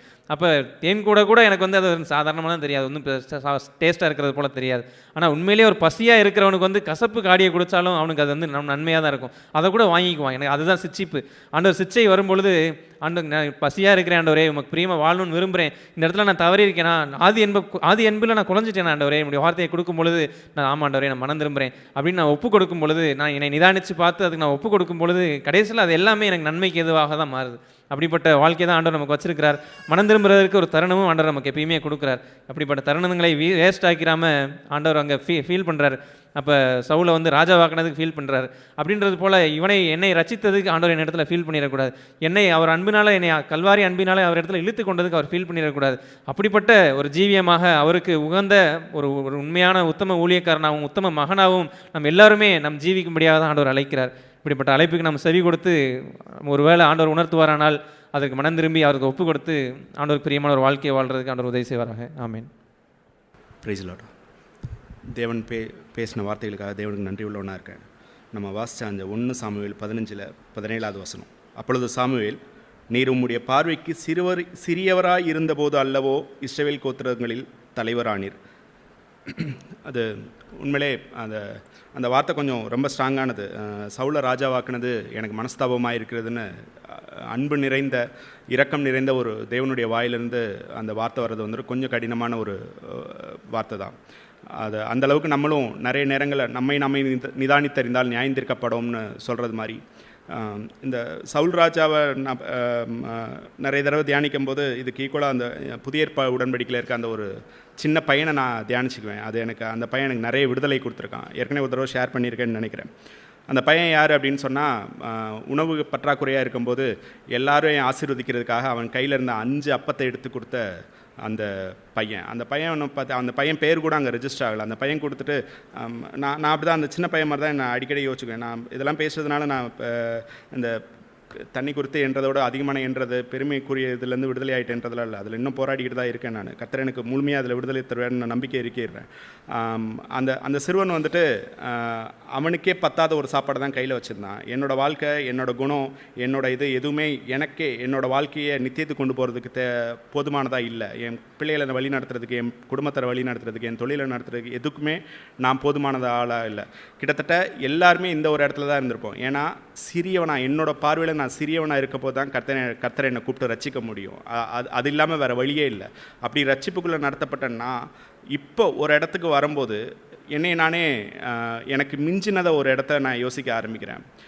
அந்த சிறுவன் வந்துட்டு அந்த சிறுவன் கையிலேருந்து வாங்கின அந்த 5 அப்பம் இப்போ அநேகர் கிட்டத்தட்ட ஒரு 5000 பேரை போசித்து முடித்த உடனே அந்த சப்பாத்தி நான் கொடுத்தேன்னு அந்த சிறுவன் சொன்னால் நம்மலாம் எப்படி யோசிப்போன்றது தான். அந்த மாதிரி தான் நிறைய நேரங்களில் நம்ம யோசிக்கிறோம். ரொம்ப சிம்பிளாக நம்ம வீட்டுக்குள்ளே யோசிச்சு பார்த்தோம் அப்படின்னு சொன்னாலே, என்னோட கோவத்துலேருந்து கர்த்தர் தான் என்னை மீட்டார். என் கோவத்துக்காக அநேக முறை கர்த்தர்கிட்ட போய் கெஞ்சிருக்கேன், ஆண்டவரே எனக்கு இதுலேருந்து விடுதலை வேணும்னு. அவர் தான் எனக்கு விடுதலை கொடுத்தாரு. என்னால் அதை ஜெயிக்கவே முடியல, எவ்வளோ போராடி என்னால் ஜெயிக்க முடியல. கர்த்தர் தான் விடுதலை கொடுத்தாரு. அதுலேருந்து விடுதலை ஆனதுக்கு அப்புறமேட்டு இப்போ நான் என் மனைவியை பார்த்து நான் கோவமே படாமல் இருக்கேன், நீ எப்படி இருக்கன்னு நான் ஒரு பார்வை பார்க்குறேன்னா அதுக்கு அதான் அர்த்தம். இப்போ என்னை ரச்சித்தவர் தான், என்னை விடுதலையாக்கினவர் தான் என் மனைவியும் அதுலேருந்து விடுதலையாக்கணும். பவுல் ஒரு இடத்துல சொல்லுவார், கொரிந்தியர் சபைக்கு தான் நினைக்கிறேன், கொரிந்து சபைக்கிட்ட நான் அவங்ககிட்ட வரும்போது என்னை தாழ்த்தாதபடிக்கு பாருங்க அப்படின்னு சொல்லுவார். அதாவது நீங்கள் இருமாப்பா இருக்கீங்கன்றதெல்லாம் சொல்லிவிட்டு அந்த இடத்துல இப்படி சொல்லுவார், என்னை தாழ்த்தாதபடிக்குன்னா. ஏன்னா ஒருவேளை நீங்கள் இருமாப்பா இருந்தீங்கன்னா நான் கர்த்தர்கிட்ட போய் என்னை தாழ்த்தணும் உங்களை விடுதலையாக்குறதுக்கு. நான் தாழ்த்தாதபடி என்னை பாருங்கன்னு சொல்லி ஒரு இடத்துல சொல்லுவார். அந்த ஒரு மனநிலைமையில் தான் நான் இருக்கேன்னா. இல்லை அப்படின்னு சொன்னால் சவுல மாதிரி எனக்கு நான் அழைக்கப்பட்ட போது இருந்த அந்த சின்ன இடத்துல இல்லாமல் இப்போ நான் பிகம் சம்படி, நான் ஏதோ யாரோ ஒரு ஆளாக மாறிட்டேனா, என்னால் மட்டும்தான் இதெல்லாம் முடியும்னு சொல்கிற மாதிரி. ஏற்கனவே சொன்ன மாதிரி பேதுரு ஒரு இடத்துல அந்த ஒரு பெரிய விடுதலையை அறிவித்ததுக்கு அப்புறமேட்டு செஞ்சதுக்கு அப்புறமேட்டு அவர் சொல்கிறது, இது என்னுடைய சுய பக்தினால் கூட இது நடக்கலை, நான் அவர் மேலே வச்சிருந்த விசுவாசத்தின் மூலமாக தான் இது நடந்துச்சுன்னு சொன்னது மாதிரியான ஒரு இடத்துல நான் இருக்கணும்னு தான் விரும்புகிறேன். கர்த்தர் எனக்கு அந்த பாதையில் நித்தியமான வெற்றியை எனக்கு கொடுப்பாருன்னு நான் முழு மனசாக அறிக்கையிடுறேன். கர்த்தருடைய நாமமே மகிமைப்படுத்தும். Praise the Lord. கர்த்தருடைய நாமத்துக்கு ஸ்தோத்திரம். இந்த சவுலுடைய வரலாறு படிக்கிறப்ப எப்போவுமே எனக்குள்ளே அதிக பயம் உண்டாகும். ஏன்னா நிறைய நேரம் அதோட ஒத்தி போகிற ஒரு குணாதிசயம் எனக்குள்ளே இருக்கும். ஒரு முரட்டாட்ட மண்ணுங்கிற குணாதிசயம் வரும். இஸ்ரவேலை பற்றி ஆண்டவர் அடிக்கடி சொல்லுவார், நீ ஒரு வணங்கா கழுத்துள்ள ஜனம் அப்படின்னு சொல்லி. அது மாதிரி நான் ரசிக்கப்படுற காலத்துக்கு முன்னாடியும் சரி, இயற்கையான சுபாவமே அப்படி இருக்கிறது எனக்கே நல்லா தெரியும். அதனால் ஆண்டவர் என்ன விரும்புகிறார் இதில் அப்படிங்கிறத தெளிவாக சொல்லிடுவார். கர்த்தருக்கு கீழ்ப்படிதல், அவருடைய சத்தத்துக்கு கீழ்ப்படிதல், அது ஒரு முழுமையான கீழ்ப்படிதல். அறகுறையாக கீழ்ப்படிந்து அதை மலுப்பாதபடியும், கர்த்தருக்கு எதிராக ரெண்டகம் பண்ணாதபடியும், முரட்டாட்டம் பண்ணாதபடியும் இருக்கிற ஒரு நல்ல இருதயம் தான் கர்த்தர் இதுலேருந்து விரும்புகிறாருன்னு தெளிவாக சொல்லிடுவார். ஆனால் இந்த கதையோட முடிவு வந்து ரொம்ப ஒரு பரிதாபகரமாக இருக்கும்.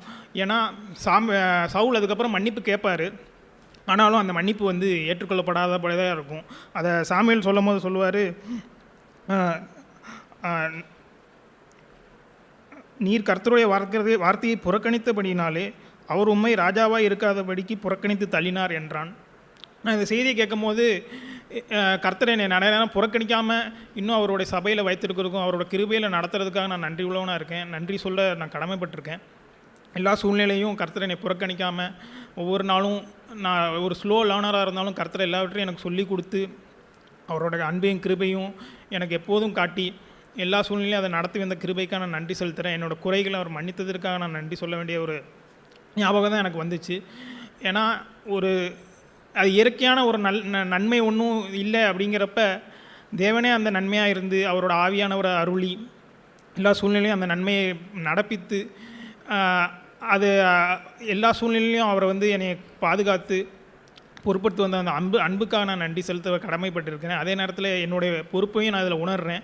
அவரோட அன்பை வந்து ஏனாதானோ என்று வழங்காமலும் அதை வீணிலே விற்று போடாமலும் எல்லா சூழ்நிலையும் அந்த அன்பை வந்து நானும் திருப்பி ரெஸ்பாண்ட் பண்ணி அவருக்கு எதிராக முரட்டாட்டம் பண்ணாமல் நல்ல ஒரு கீழ்ப்படிதல் உள்ள ஜனமாக வாழ்ந்து அவரோட அன்பையும் பரிசுத்தத்தையும் எல்லா சமூகத்திலையும் நிலை நின்று அவருக்கு ஒரு நல்ல சாட்சியாக வாழவும் கர்த்தர் எனக்கு உதவி செய்யணும். அதுக்காக நன்றி செலுத்துறேன். கர்த்தருடைய வார்த்தைக்காக நான் இதயத்திலிருந்து நன்றி செலுத்துகிறேன். இந்த கீழ்ப்படியாததை வந்து நம்ம முதல்ல ஆதாம் ஏவாளை தேவன் படைத்து ஆதாம் வந்து தேவனுக்கு கீழ்ப்படியாமல் இருந்தனால அவங்கள தேவன் அந்த தோட்டத்தை விட்டு அதை அகற்றிட்டார்.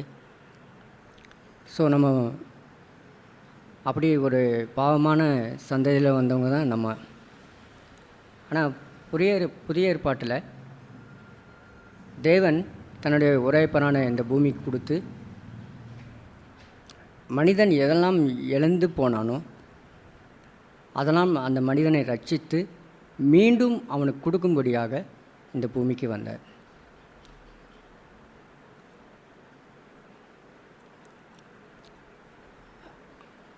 தேவனுக்கு நான் நன்றி செலுத்துகிறேன். எவ்வளவோ நான் பாவியாக இருந்த என்னை தேவன் அவர் ஜீவனை கொடுத்து என்னை மீட்டு அவர் விளைவேற் பெற்ற இரத்தத்தினாலே நான் என் பாவங்கள் கழுவப்பட்டு கிழக்குக்கும் மேற்குக்கும் தெற்குக்கும் வடக்கு எவ்வளோ தூரம் இருக்குமோ அவ்வளோ தூரம் என் பாவங்கள் மன்னிக்கப்பட்டு யோவான் 1 அதிகாரத்தில் சொல்லப்பட்டது போல் அவர் நாமத்தை ஏற்றுக்கொண்டவர்கள் எத்தனை பேர்களோ அத்தனை பேர்களுக்கும் அவர் அதிகாரம் கொடுக்குறார்.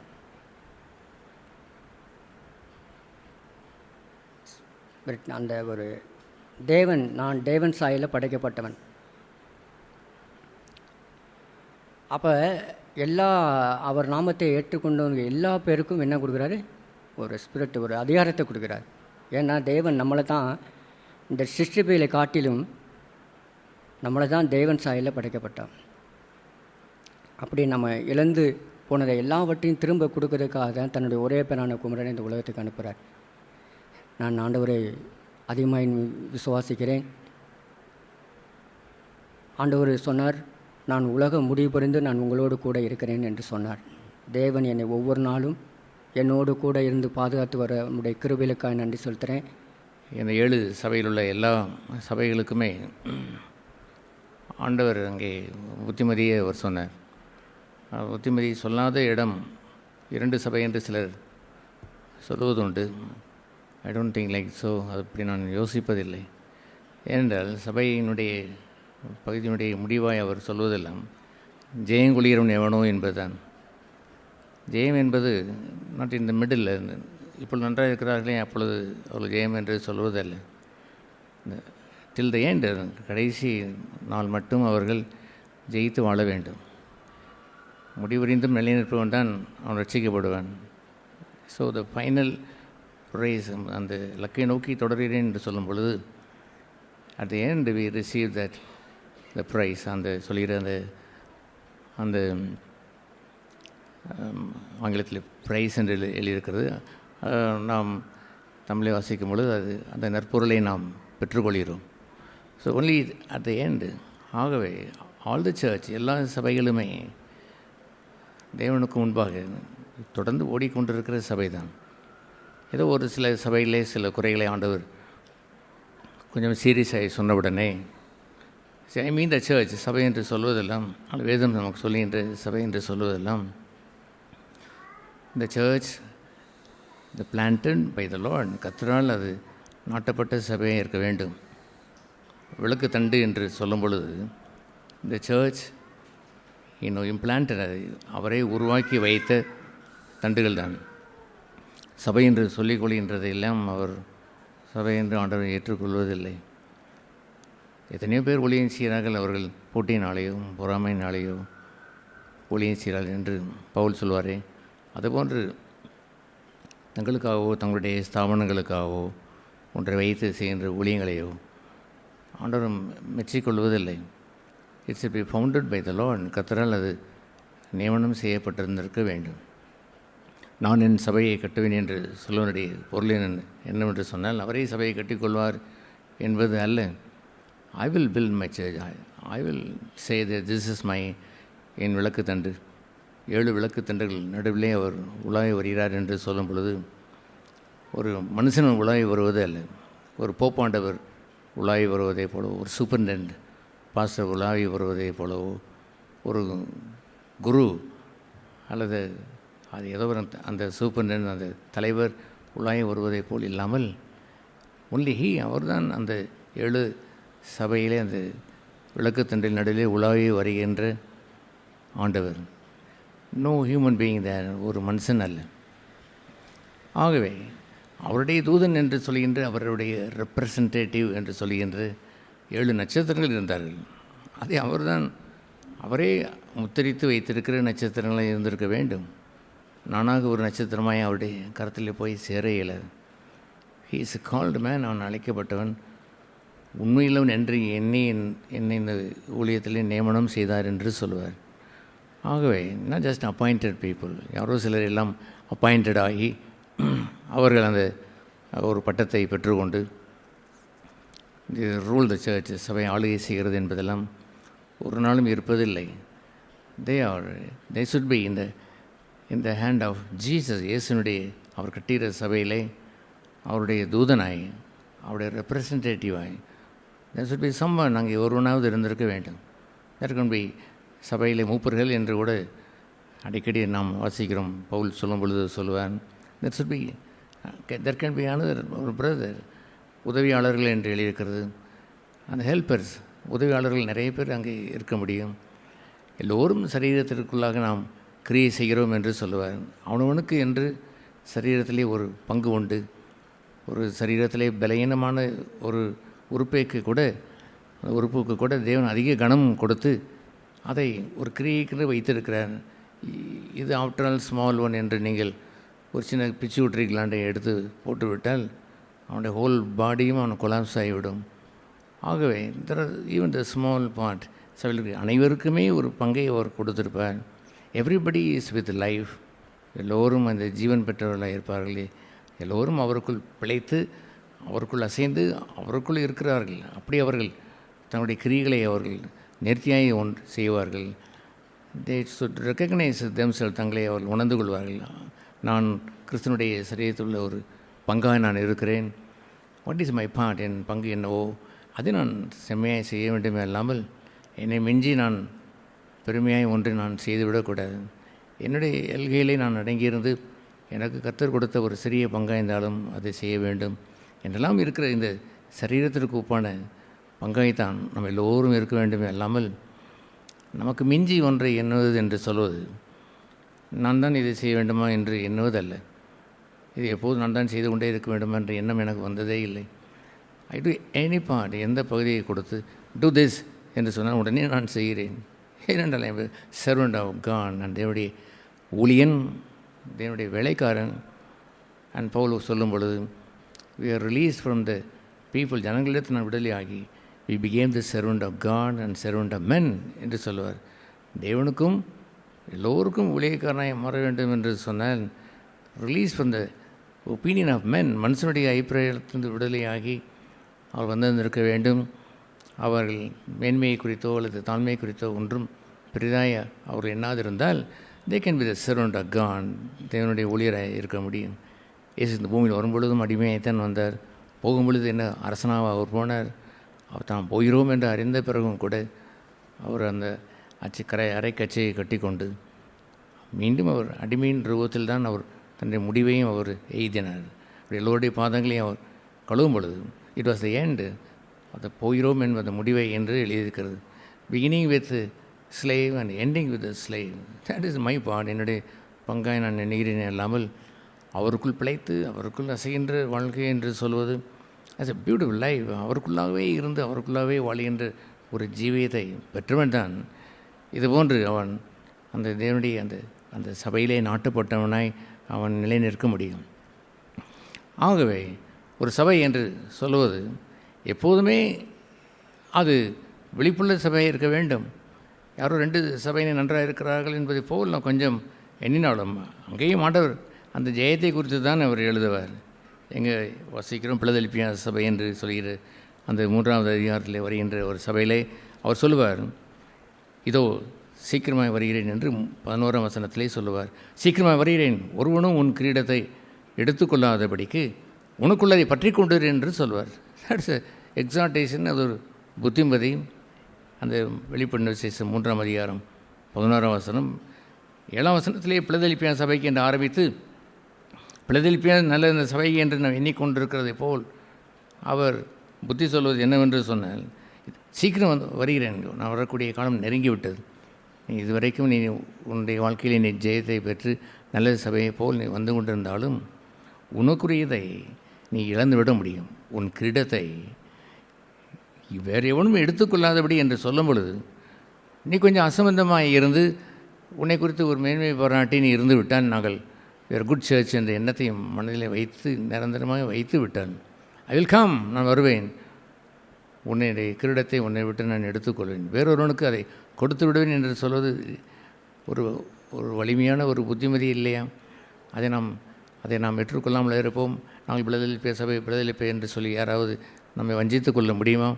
அது யாராவது ஒரு சபை நாங்கள் தான் மணவாட்டி சபை, நாங்கள் தான் எடுத்துக்கொள்ளப்படுவோம் என்று மேன்மை பாராட்டுவதை தேவன் ஏற்றுக்கொள்வாரா? முடிவு வரைக்கும் நிலைத்திருந்திருக்க வேண்டும், கடைசி வரைக்கும் ஓட்டத்தை ஓடியிருந்திருக்க வேண்டும். பின்னானதை மறந்து நாம் கேட்டதை போல் பிலிப்பை அந்த 13 வாசித்ததை போல் பின்னானவிலையும் மறந்து என்று சொல்வது, ஒரு மனுஷன் தான் செய்த தவறை மறப்பதற்கு சந்தோஷமாக இருப்பான். அவன் என்ன வேண்டுமானால் பிழை செய்வான், அதை குறித்து உணர்வு இல்லாமல் அவன் இருந்தால் என்றால் அதையா அவர் சொன்னார். பின்னானவில் நீ தவறு செய்தால் மனம் திரும்புங்கள் என்று தான் சொல்லுவார். நீ செய்த குறைகளுக்காக மனம் திரும்ப வேண்டும் என்று புத்தி சொல்வாரே அல்லாமல் பின்னாடியில் போனால் போட்டு முடியும் மறந்துவிடு என்று அவர் சொல்வார். ஒருவர் சபைக்கு 1000 தீமை செய்த பொழுது யூ டிட் சம் ராங் தேர், நீங்கள் இவ்வளோ பெரிய தீமையிலே செய்தது சரிதானே என்று கேட்கொள்ளுதே, டோன்ட் ஃபர்கெட் இட், அதையெல்லாம் மறந்து விடுங்கள் என்று அவர் சொல்லும் பொழுது, ஹூ ஆம் ஐ am not the leader, I am the head of the church, head of the church என்று சொல்கிறவர் அவர்தான் சபையை நாட்டினார், அவர்தான் உலாவி வருவார், அவர்தான் அவனை விசாரிக்கக்கூடியவர். ஆகவே you are answerable to God, தேவனுக்கு தான் நீங்கள் பதில் சொல்ல வேண்டும் என்று நான் கூறிய பொழுது டோன்ட் ஃபர்கெட் தட் என்று சொல்கிறார்கள். என்று சொல்லி அதை கான்வர்சேஷனை க்ளோஸ் பண்ணிவிட்டு போய்விடுகிறார்கள். எப்படி ஃபர்கெட் பண்ண முடியும்? Your failure you to repent. நீங்கள் பாஸ்ட் கடந்த காலத்தில் உள்ள ஃபெயிலியர் இருக்க வேண்டி பின்னாளில் மறந்து என்று சொல்லுவதாம். No, when you repent, God will separate it. தேவன் அதை மறக்கும்படி அதை மேற்கும் கிழக்கும் எவ்வளவு தூரமோ அதே போல் விலக்கி வைத்து விடுவார் என்பது அது உண்மையாக இருந்தாலும் ரிப்பெண்ட் என்று சொல்லுவ பகுதியெல்லாம் நான் டுடே நான் மனம் திரும்ப வேண்டும் என்பதுதான். What I did in the past, நான் கடந்த காலங்களில் செய்த காரியங்களை குறித்து உணர்த்தினால் அதை மனம் திரும்ப வேண்டும். அதைத்தான் 7 சபைகளுக்கும் அவர் எழுதுகிறார். ஒருவேளை பிலதெல்பியா சபை நாம் இவ்வளவு கிரீடத்தை நாம் பெற்றுவிட்டோம், நாம் ஜெயவாளியாக இருக்கிறோம் என்று எண்ணிக்கொண்டிருந்திருக்கக்கூடும். நீயோ ஆண்டவருக்கு என்ன சொல்கிறார்? வேறொருவன் எடுத்துக்கொள்வான் என்பதை நான் எச்சரிக்கிறேன். நீ உன்னுடைய பங்கிலே ஜாக்கிரதையாக இல்லை என்று சொன்னால் இதுவரைக்கும் நீ கிரீடத்தை பெற்று வாழ்வதைப் போல் இருந்தாலும் இப்போ not aware of that, நீங்கள் வெளிப்புற ஜீவியத்தை கடைசி வரைக்கும் நீ செய்யாவிட்டால் somebody will come, வேறொருவனுக்கு நான் கொடுத்து விடுவேன் என்று எச்சரிப்பது ஒரு பெரிய எச்சரிக்கை இல்லையா? அதே போல் தான் அதற்கு முன்பாக இருக்கக்கூடிய அந்த சிபர்னா சபைக்கும் கூறுவார். அதுவும் நல்ல சபை என்று அனைவரும் எண்ணிக்கொண்டிருப்பார்கள். ஆனால் அவனுக்கு என்ன சொன்னால் தெரியுமா? அந்த சிபர்னா சபை 8வது வசனத்திலே 2வது அதிகாரம் 8ஆம் வசனம் அவனுக்கு சொல்லிவிட்டு அவரை எப்படி எச்சரிக்கிறார்? 10ஆம் வசனத்தில் நீ படப்போகிற பாடுகளை குறித்து எவ்வளவும் பயப்படாதே, இதோ நீங்கள் சோதிக்கப்படும் பொருட்டாய் பிசாசானவன் உங்களில் சிலரை காவலில் போடுவான், 10 நாள் உபத்திரப்படுவீர்கள், ஆகிலும் நீ மரணவரைந்தும் உண்மையாக இரு என்று அவர் சொல்வார். There is going to come ஒரு பெரிய உபத்திரம் ஒன்று வரப்போகிறது. You be jailed. நீங்கள் சிலரை ஜெயிலில் அவன் அரெஸ்ட் பண்ணி காவலில் சிலரை போட்டு விடுவான். ஒரு 10 நாள் உபத்திரம் போல் ஒரு கடுமையான உபத்திரம் மாறி மாறி மாறி மாறி வருவதை போல் கண்டினியூஸாக ஒரு 10 days வரைகிற புயல் காற்றை போல் பெரும் அந்த உபத்திரம் ஒன்று உனக்கு வரப்போகிறது. ஆனால் உன்னை குறித்து நான் சொல்ல வேண்டியதெல்லாம் நீ நன்றாக இருந்ததை போல் தோன்றினாலும் இனி வரப்போகிற அந்த நாட்களிலே மரணபரியந்தம் உண்மையாயிரு என்று அவர் சொன்னார். இது புத்திமதி இல்லையா? இந்த சிமர்னா சபைக்கும் இந்த பிலதெல்பியா சபைக்கும் புத்திமதி நிறுத்தி விட்டாரா? நாம் கர்த்தருக்கு உத்தமமாய் வாழ்கிறோம் என்று சொல்வது இன்று வரைக்கும் நாம் உத்தமமாய் வாழ்ந்தாலுமே கூட அவருடைய புத்திமதியை கேட்பதற்கு நாம் ஜாக்கிரதையாக இருப்பதில்லையா? அவர் நமக்கு தருகின்ற எச்சரிக்கையை கேட்பதில்லையா? இப்போ என்னோட ஹம்பிள் நான் தாழ்மையாக இல்லை என்று சொன்னால் தேவன் கிருபையை எடுத்துக்கொள்வாரே. மரணவரைந்தும் உண்மையாக இரு என்று சொன்ன அந்த வார்த்தையை அன்பிற்கு அவர் ஒப்பிட்டு சொல்லுவார். அக்ரம மிகுதியினால் அன்பு தனிந்து போகும், மரணவரைந்தும் உண்மையாக இருக்கிறவன் எவனோ அவன் நிலைத்து நிற்பான் என்று அவர் சொன்னாரே. ஆகவே எதிலும் மரணபரிந்து நிலைத்திருந்திருக்க வேண்டும், அன்பு தனியாக இருந்திருக்க வேண்டும். அன்பை மரணபரிந்தும் ஒருவன் காத்திருக்க வேண்டும். அக்கிரமம் மிகுதியாகிறனாலே அன்பு தனிந்து போகும் என்பதை போல் அநேக இடத்துல ஸ்லோவாய் கொஞ்சம் கொஞ்சமாய் அன்பு தனிந்து கொண்டே போதே போல் இருந்து விடாதே. எப்போதும் அனல் உண்டு வாழ்க்கையை வாழ்வதற்கு ஆண்டவர் புத்தி சொல்லவில்லையா? எபேசியர்கள்னு அந்த புத்திமதியிலே சபைக்கு சொல்கின்ற புத்திமதியிலே அவர் என்ன சொல்வார்? That is a condition. அதுதான் அந்த முதல் சபையை வைத்து அவர் சொல்வதெல்லாம் எல்லோருக்கும் உரிய ஒரு சிறந்த புத்திமதியை அதை வைத்து அவர் சொன்னார். என்ன அவர் சொன்னார்? நீ ஆதியிலே கொண்ட அன்பை விட்டாய் என்று அவர் சொல்லுவார். இப்படி அவர்கள் விட்டார்கள். அன்பு அங்கே கொஞ்சம் கொஞ்சமாய் அக்கிரமம் கொஞ்சம் கொஞ்சமாய் மிகுதியாய் ஆக ஆக ஆக அன்பு அப்படியே ஃப்ளாட்டாய் கம்ப்ளீட்டாக இது தனிந்து போய்விடுகிறது. என்ன செய்திருக்க வேண்டும்? மனம் திரும்பி இருந்திருக்க வேண்டும், அதை அவன் சரி செய்திருக்க வேண்டும். அப்படி அவர் சொல்ல மாட்டாரா? அந்த வெளிப்பட்ட விசேஷத்திலே 1ஆம் அந்த 2ஆம் அதிகாரத்திலே வாசிக்கிற முதல் சபையாகிய அந்த எபேசி சபைக்கு அவர் சொல்கிறதை அப்படி அவர் சொல்லிக்கொண்டார். என்ன சொன்னார்? ஆனாலும் நீ எல்லாம் நன்றாக இருந்தாலுமே கூட ஆனாலும் நீ ஆதியிலே கொண்டிருந்த அன்பை விட்டாய் என்றே அவர் சொன்னார்.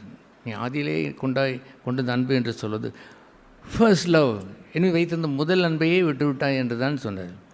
சரி, ஆதியிலே கொண்டிருந்த அன்புனா முதலில் கொண்டிருந்த அன்பு என்பதை விட அது ஆங்கில வசனம் சொல்கிறபடி இல்லாஸ் மை ஃபர்ஸ்ட் லவ், முதலாவது என்று வைத்திருந்த அந்த அன்பை விட்டாய். ஒரு திருமண வாழ்க்கையிலே ஒரு ஆச்சரியமான ஒரு பங்கை ஒரு மனிதன் பெற்றிருந்திருக்க வேண்டும். அந்தந்த ஸ்டேஜின்படி தன்னுடைய அந்த முதல் அன்பை அவன் பாதுகாத்திருக்க வேண்டும். அவன் ஃபர்ஸ்ட் ஒரு ஒன் வீக் ஒரு 1 month அல்லது 3 months என்று இருக்கக்கூடிய த ஃபர்ஸ்ட் லவ், அந்த முதல் அன்பை ஸ்லோலி கொஞ்சம் கொஞ்சமாய் விட்டாய் என்று சொல்கிற இடத்தை ஆண்டவர் மாற்றி அந்த அன்பை எப்படி உள்ளதாக இருக்க வேண்டும் என்று குறிப்பிட்டார். முதல் ரசத்தை விட திருமண நாளிலே பின்னால் வருகின்ற ரசம் ருசியுள்ளதாய் மாறி இருக்க வேண்டும். That is the church. மெய்யான சபை என்று சொல்வது preserving the love of God, தெய்வ அன்பை பாதுகாத்திருந்திருக்க வேண்டும்.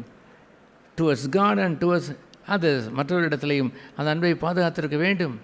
Check your life like that. உடைய வாழ்க்கையை நீங்கள் அப்படி கவனித்து வாழ்ந்திருந்தால் இந்த முதல் சபைக்கு சொல்லப்பட்ட புத்திமதி தான் 7 சபைக்கும் சொல்லப்பட்ட புத்திமதியை நீங்கள் கொள்ள முடியும்.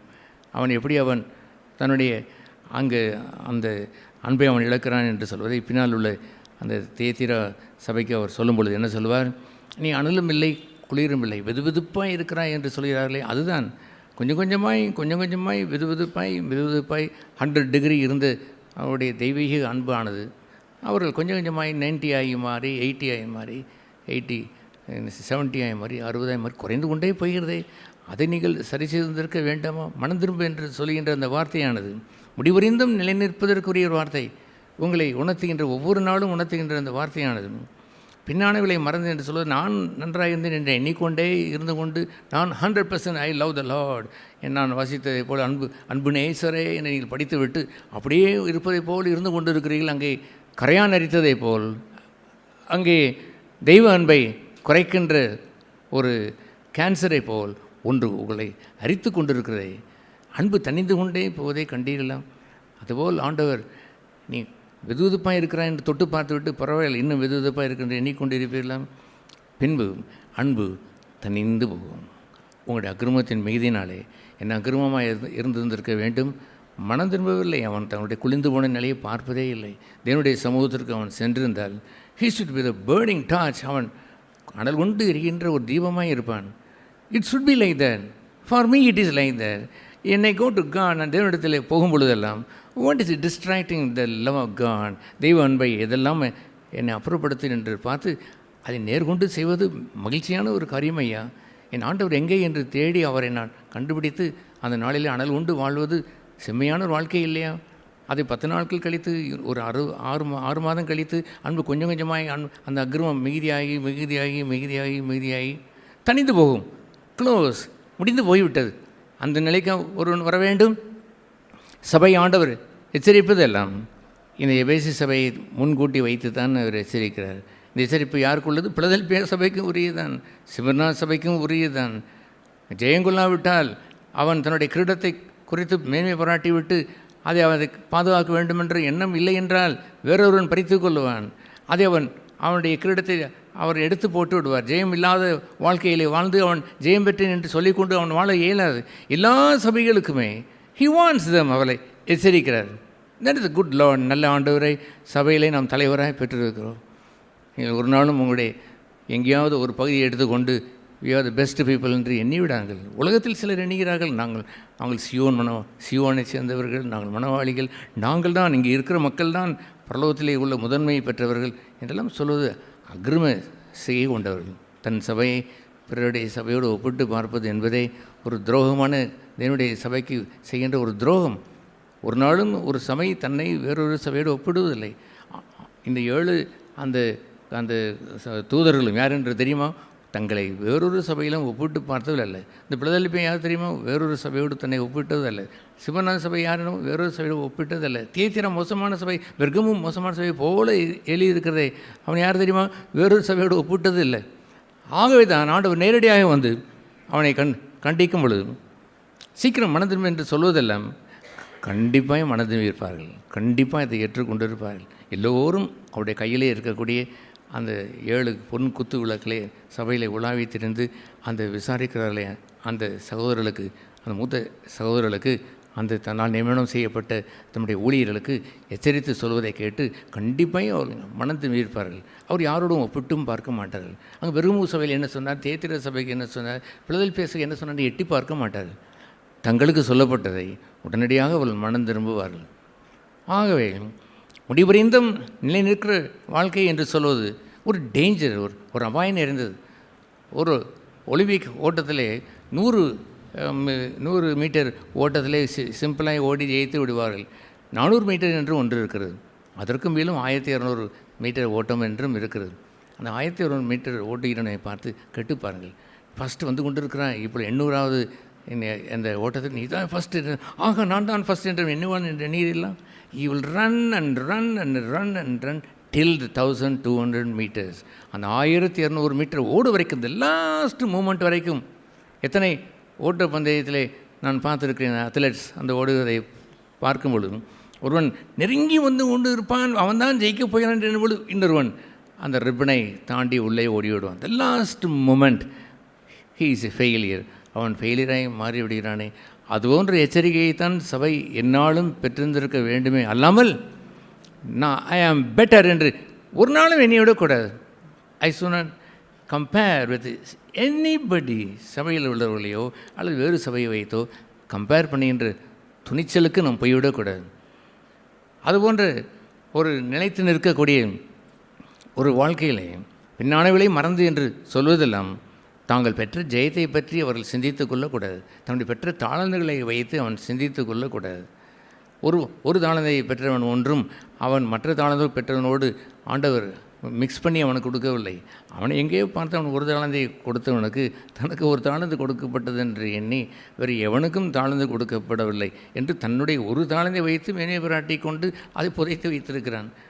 இன்னொருவனோ தன்னுடைய தாளந்தை பெருக்க வேண்டும் என்று ஆசைப்படுகிறான். பெருக வேண்டும், இதை நாளுக்கு நாள் பெருக வேண்டும், உங்களுடைய நீங்கள் கனி கொடுக்கிறவர்களாய் மாறும் பொழுது மிகுந்த கனிகளை கொடுக்கும்படி என் பிதா உங்களை சிட்சிப்பார், உங்களை வந்து தோட்டக்காரன் அதை ரிப்பேர் பண்ணுவதை போல் அவரை வெட்டுவார், உங்களை கிளை நறுக்குவார் செய்து மிகுந்த கனிகளை கொடுக்க முடியும் என்ற எண்ணம் அவளுக்கு வருவதில்லை. என்ஜாய் விதர் வந்து ஒரு தாளந்தை வைத்து என்ஜாய் அடேங்கப்பா நான் பெற்றுக்கொண்டு தாளந்து என்று அதை எண்ணி வைத்து கொண்டு பத்திரமா இது வைத்திருந்தால் போதும் என்று அவன் புதைத்து வைத்து விட்டானே. ஹீ இஸ் நாட் ரன்னிங், அவன் ஓடவில்லை, ஸ்டாக்னட் நிலைநிற்கிறவனாய் தன்னை குறித்து எண்ணுகிற காரியத்தில் அவன் அதிகம் மிஞ்சி போய் எண்ணிக்கொண்டவனாய் தன்னை ஒரு பொருட்டென்று எண்ணி அதை பொதித்து வைத்து விடலாமோ? எவ்ரி டே ஒரு கிறிஸ்தவன் என்று சொல்வது you must take the cross, சிலுவை எடுக்க வேண்டும் என்று வரும்பொழுது எவன் தன்னை குறித்து மேலே பாராட்ட முடியும்? டுடே ஆம் ஐ ஃபெய்த்ஃபுல் டு த கிராஸ், ஆண்டவர் எனக்கு கொடுத்த அந்த சிலுவிலே நான் உண்மையுள்ளவனாய் இருக்கிறேன்னா அதை அவன் பார்த்துருந்திருக்க வேண்டாமா? இன்று என்னுடைய வாழ்க்கையிலே சில சுயத்தை நான் ஒதுக்கி வைத்து விட்டேன் என்பதை பார்த்துருக்க வேண்டாமா? ஆண்டவர் வந்து தீர்க்கதரிசி மூலமாய் அல்லது பரிசுத்த ஆவியானவர் மூலமாய் நம்மோடு அவர் பேசும் பொழுது அப்படி அல்ல நாங்கள் ஒன்றும் பெரிய காரியம் ஒன்றும் தப்பு செய்யவில்லை, எல்லாம் நன்மைக்கு தான் செஞ்சுருக்கோம், எல்லாம் நன்மை தான் உங்களுக்கு தெரியுமா என்று அவன் வாக்குவாதம் செய்ய அந்த நன்மையை கண்டுபிடிக்கப்பட்டவுடன் ஓகே நீ கண்டுபிடித்தால் என்ன, இது அனைத்தும் யாருக்காகத்தான் வைத்திருக்கிறேன், கர்த்தருக்கு கொடுக்கத்தான் வைத்திருக்கிறேன் என்று இன்னொரு சாயத்தை அவன் பூச இது நாட் ரிப்பண்டிங், அவன் மனம் திரும்புவது இல்லை. அவன் அந்த நாட்களிலே தேவனுடைய பார்வையிலே சிறியவனாக இருந்தான். அப்படித்தான் அவன் இருந்தான். நான் அரசனாவதற்கு விரும்பவே இல்லை. அவன் போய் கடலிலே போய் பயணமாய் போய் எங்கேயோ போய் ஒளிந்து கொண்டான். ஒரு படப்பிலை போய் ஒளிந்ததை போல் ஒளிந்து கொண்டு வந்த அவனைத்தான் அவர் கொண்டு வந்து ராஜாவாய் அவர் மாற்றினார்.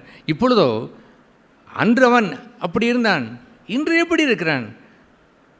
நீ சிறுமைப்பட்ட போனாய் இருந்தபோது அல்லவோ உன்னை அரசனாய் மாற்றினார், இப்பொழுது நீ இப்படி நடந்து கொண்டீரே குறித்து நான் துக்கமடைகிறேன் என்று சாமுவேலும் சொல்கிறார், ஆண்டவரும் சொல்கிறார்.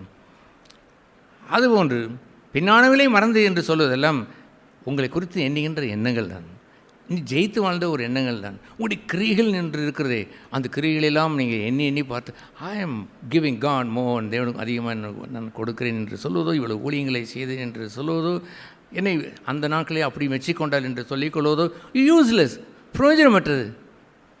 டுடே இன்று மனம் திரும்ப வேண்டும். இன்று முதல் உன்னை ஆசீர்வதிப்பேன் என்று ஒரு வசனம் ஆகாயில் உள்ளதை எடுத்து எல்லாரும் வரப்போகிற ஜனவரி மாதம் போட்டிருப்பார். இன்று முதல் உன்னை ஆசீர்வதிப்பேன். அது முழுதுமே அந்த வசனத்தை போடவில்லையே. ஒரு வசனத்தை அப்படி பிரிக்கலாமா? என்ன எழுதியிருக்கும்? இஃப் யூ ரிப்பெண்ட், நீ மனம் திரும்பினால் today I will bless you என்று தான் எழுதியிருக்கிறது. அதை நைஸாக கட் பண்ணி விட்டு எல்லோருக்கும் சந்தோஷம், இன்று என் முதல் உன்னை ஆசீர்வதிப்பேன் என்று சொன்னவுடன் அப்படி உங்கள் வாழ்க்கையில் எவ்ரி டே ஒவ்வொரு நாளும் மனதில் என்று ஒன்று இல்லையோ இருந்திருந்தால் he will say today also I will bless you, இன்றும் உன்னை ஆசீர்வதிப்பேன்.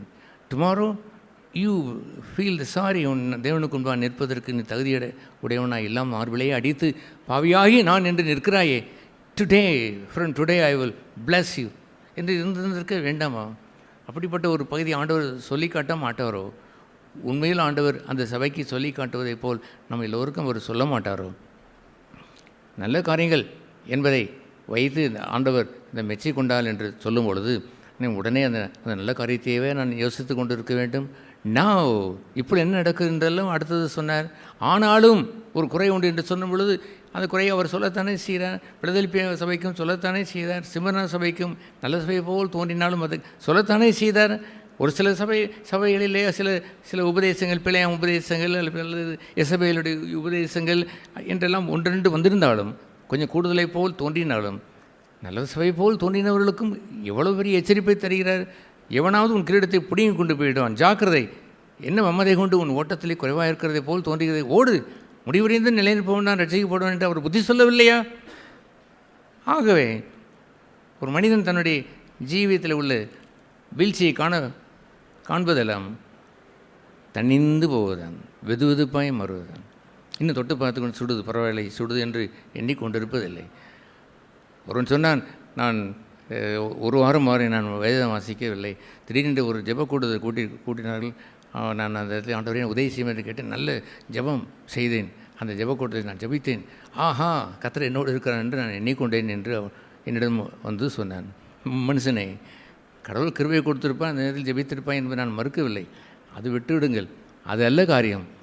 நீங்கள் ஒரு வாரம் ஜெபிக்காவிட்டாலும் இன்னும் எனக்கு கிருபை இருக்குன்னு எண்ணிக்கொண்டிருக்கிறாயே, அதுதான் உங்களுடைய டேஞ்சர், உங்களுடைய அபாயம். கர்த்தருடைய வேதத்தில் பிரியமாக இருக்கிற அந்த பிரியம் இழந்துவிட்டு ஒரு வாரம் இழந்து எவனையா வாழ முடியும்?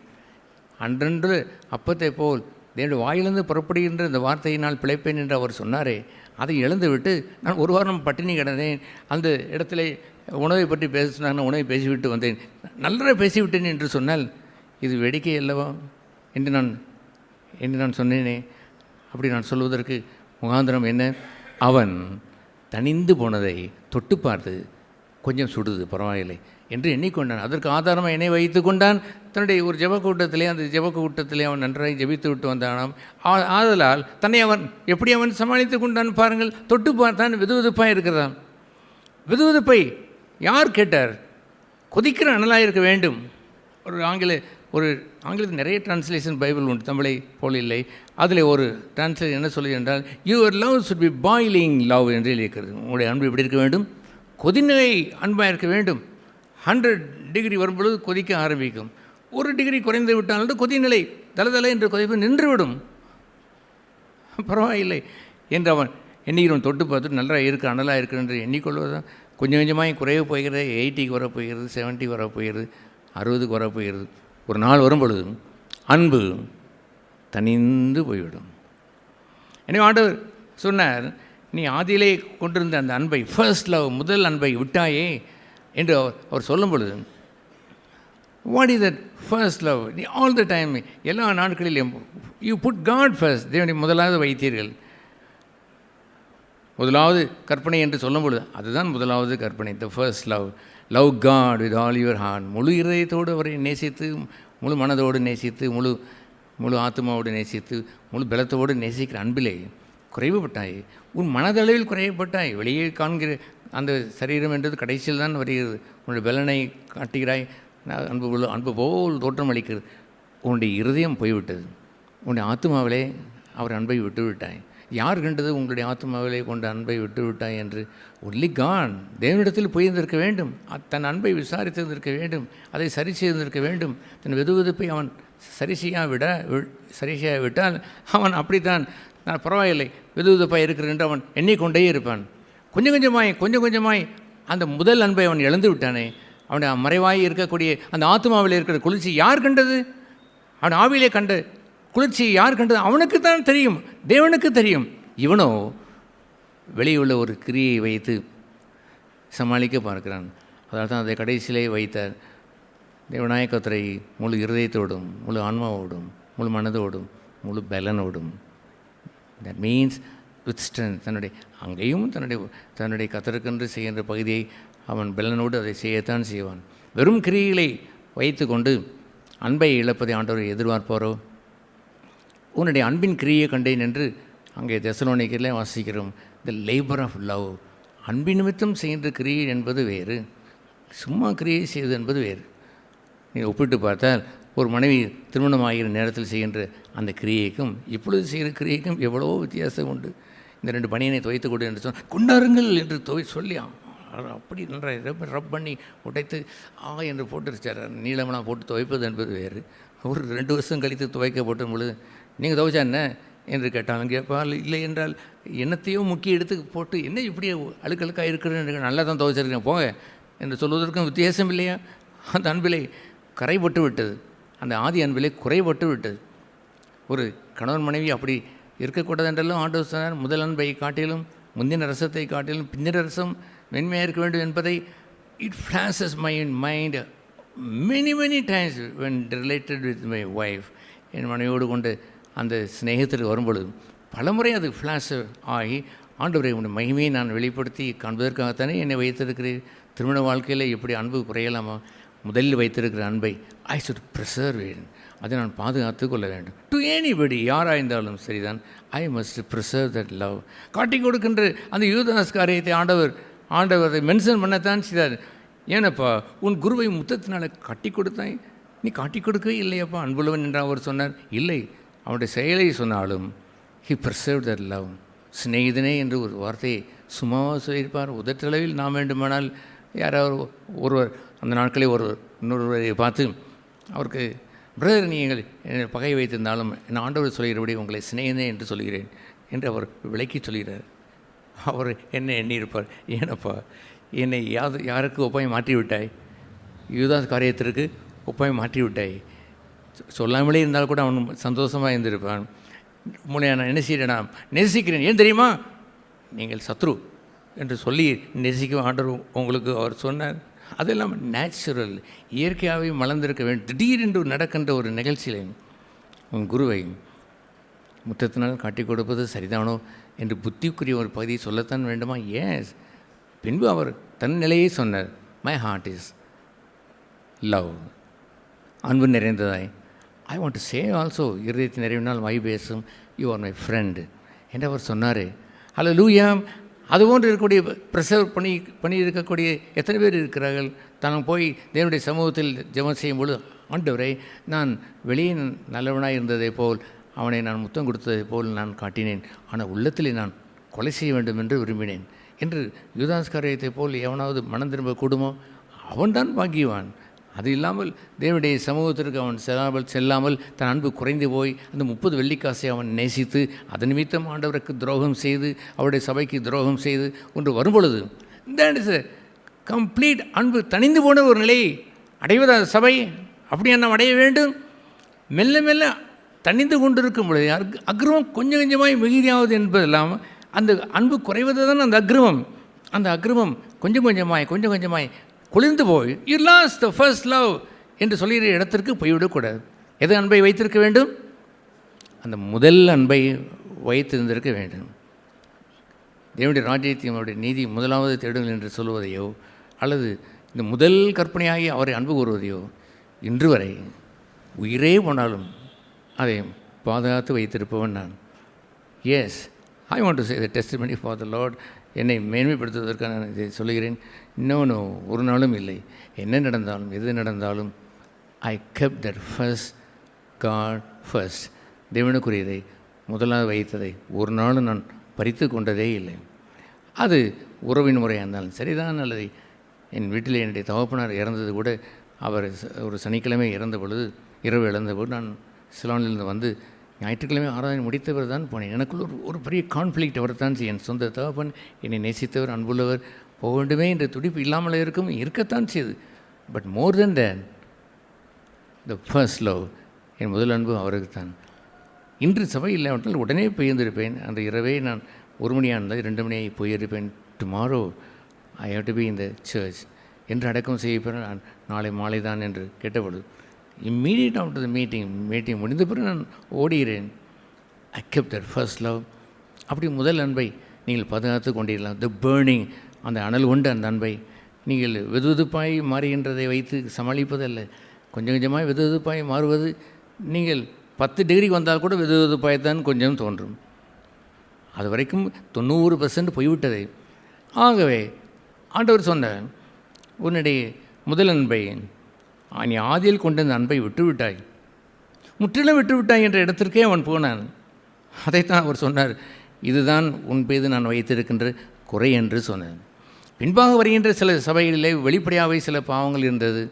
ஆனால் ஒரு உண்மையான ஒரு சபை இந்த எபேசு சபையை போலவே தன்னுடைய அந்த ஒரு குறை என்று சொல்லிடு அந்த அன்பில்தான் அவர் மிகவும் கவனமாக இருப்பார். What God will see in me, என் ஆண்டவர் என்னிடத்தில் என்ன குறையை காண்பார்? நான் பொய் சொல்லிடு என்று காண்பதா, திருடன் என்று காண்பதா, அல்லது நான் யார் மீதோ பகை வைத்திருக்கிறேன் என்று காண்பதா, அல்லது நான் காமவிகாரம் கொண்டவன் என்று காண்பதா? இன்னும் இதெல்லாம் அது அவன் வைத்திருப்பதில்லை. ஒரு குறை என்று கண்டால் என்னுடைய அன்பு குறைவது தான். தெய்வத்தின் மீது கொண்ட அன்பை இழந்துவிட்டு நீ எத்தனை தலைகீழாய் நின்று பாருங்கள், உங்களை கர்த்தருக்கு பிரியமாக இருப்பதை போல செய்யக்கூடிய காரியங்கள்லாம் ஜமாளித்து பாருங்கள். the Lord will say, you lost my first love. என் முதல் அன்பை விட்டாய் என்று கண்டிப்பாக சொல்லுவார். This is what the Lord says even today. இன்றும் அதைத்தான் சொல்வார். நாளையும் அதைத்தான் நான் செய்கிறேன். I preserve that first love. அந்த முதல் அன்பை சரி செய்து கொள்ள வேண்டாமா? அந்த நாட்களே பலிபீடம் அங்கே சிதைந்து போன நேரத்தில் பலிபீடத்தை செப்பனிடு என்று ஆண்டவர் கட்டளையிடுவார். ஒரு கல்லில் எழுந்து போன கல்லையெல்லாம் திருப்பி வைத்து செப்பனிட்டு பலிபீடத்தை வைத்தவர் கட்டின பிறகுதான் இனி பலி செலுத்து என்று ஆண்டவர் கட்டளையிடுவார். அதுபோல் உங்களுடைய பலிபீடத்தை செப்பனிட்டு உங்களுடைய அன்பை ஆண்டவருக்கு பூர்த்தி செய்து அந்த பலிபீடம் தக என்று அனல் கொண்டு எரிந்து கொண்டிருக்கிற பலிபீடமாய் நாம் மாற்ற வேண்டாமா? எனவே ஜெயம் என்று சொல்லுவதை இன்று நான் ஜெயிக்க வேண்டும் என்பதை மாத்திரம்தான். நாளை குறித்து நான் கவலைப்படுவதில்லை. ஆனால் என்றோ ஜெயித்ததை வைத்து கொண்டு இது போதும் என்று உங்களுடைய எல்லைக்கு முடிவை வைத்து விடாதீர்கள். என்றோ ஒரு நாள் நல்லவன், என்றோ ஒரு நாள் நீங்கள் கர்த்தருக்கு ஊழியம் செய்தவர், என்றோ ஒரு நாள் ஒரு காரியத்தை விட்டவர்கள், என்றோ ஒரு நாள் இருக்கக்கூடாது. பலிபீடம் எரிந்து கொண்டே இருக்க வேண்டும். நாம் ஏன் கொரோனா காலத்தில் நாம் கதவை சாத்தவில்லை? ஆண்டவர் பேசினார், என்னுடைய ஆலயம் பூட்டப்படக்கூடாது, அங்கே அனல் எரிந்து கொண்டே இருக்க வேண்டும் என்று தீபம் எரிய வேண்டும். ஆகவே வந்து அரசு ஆணை தெரியுமா, கதவை சாத்துங்கள் என்று ஒரு போலீஸ் வந்தால் என்ன பதில் சொல்ல வேண்டும் என்றும் எனக்கு தெரியும். சார், போலீஸ் அரசு ஆணை எங்களுக்கு தெரியும் சார், நாங்கள் கை கழுவ வேண்டும், தள்ளி உட்கார வேண்டும், எல்லாம் நாங்கள் செய்யத்தான் செய்கிறோம். ஆனால் எங்களுடைய தெய்வ வார்த்தை என்ன சொல்லியிருக்கு தெரியுமா என்ற பைபிளை திறந்து காட்டி இந்த வசனத்தை கோட் பண்ணி சபை கூடுதலை விட்டு விடாது என்று எங்கள் ஆண்டவர் கட்டளை இட்டிருக்கிறார். சபையிலே தீபம் எரிந்து கொண்டே இருக்க வேண்டும் என்றும் கடவுள் சொல்லியிருக்கிறார். நாங்கள் அந்த கட்டளையை மீறிவிட்டு நாங்கள் அரசு கட்டளை செய்ய போகிறோம் என்று வந்தால் இறைவன் எங்கள் மீது துரோகம் என்று சொல்வார். we are sorry என்று சொல்வதற்கு ஆயத்தமாக இருந்தேன். அவர்களும் போலீஸ்காரில் வந்தார்கள், போனார்கள், லாரியை நிறுத்தினார்கள், இங்கேயும் உலாவி வந்து பார்த்தார்கள். இல்லை, அவர் வந்து கேட்கக்கூடிய வாய்ப்பே இல்லாமல் ஆண்டவர் மாற்றி வைத்து விட்டார். அது ஏனென்றால் சபையின் மீது கொண்டிருக்க அந்த அன்பு, அந்த வைராக்கியத்தை நாட் ஈவன் எ பிட், ஒரு பிட்டு கூட எழுந்து விடக்கூடாது என்பதுதான். I should be example. நான் ஒரு மாதிரியாக இருக்க வேண்டும். மேய்ப்பனை வெட்டினால் ஆடுகள் சிதறுண்டு போகும் என்று அவன் பிசாசுக்கு தெரியும். ஆகவே இவனை வெட்டுவோம் என்று இயேசுவை வெட்ட வந்த பொழுது அதைத்தான் ஆண்டவர் கோட் பண்ணினார். கவனம், இப்படித்தான் உங்கள் வாழ்க்கையிலே நடக்கும். மெய்ப்பனை முன்னால் இருக்கக்கூடிய நீங்களே உழண்டு போய் விட்டீர்கள் என்று சொன்னால் ஆடு அனைத்தும் சிதறுண்டு போய்விடும். யாரை பிடிக்க வகை தேடினீர்கள்?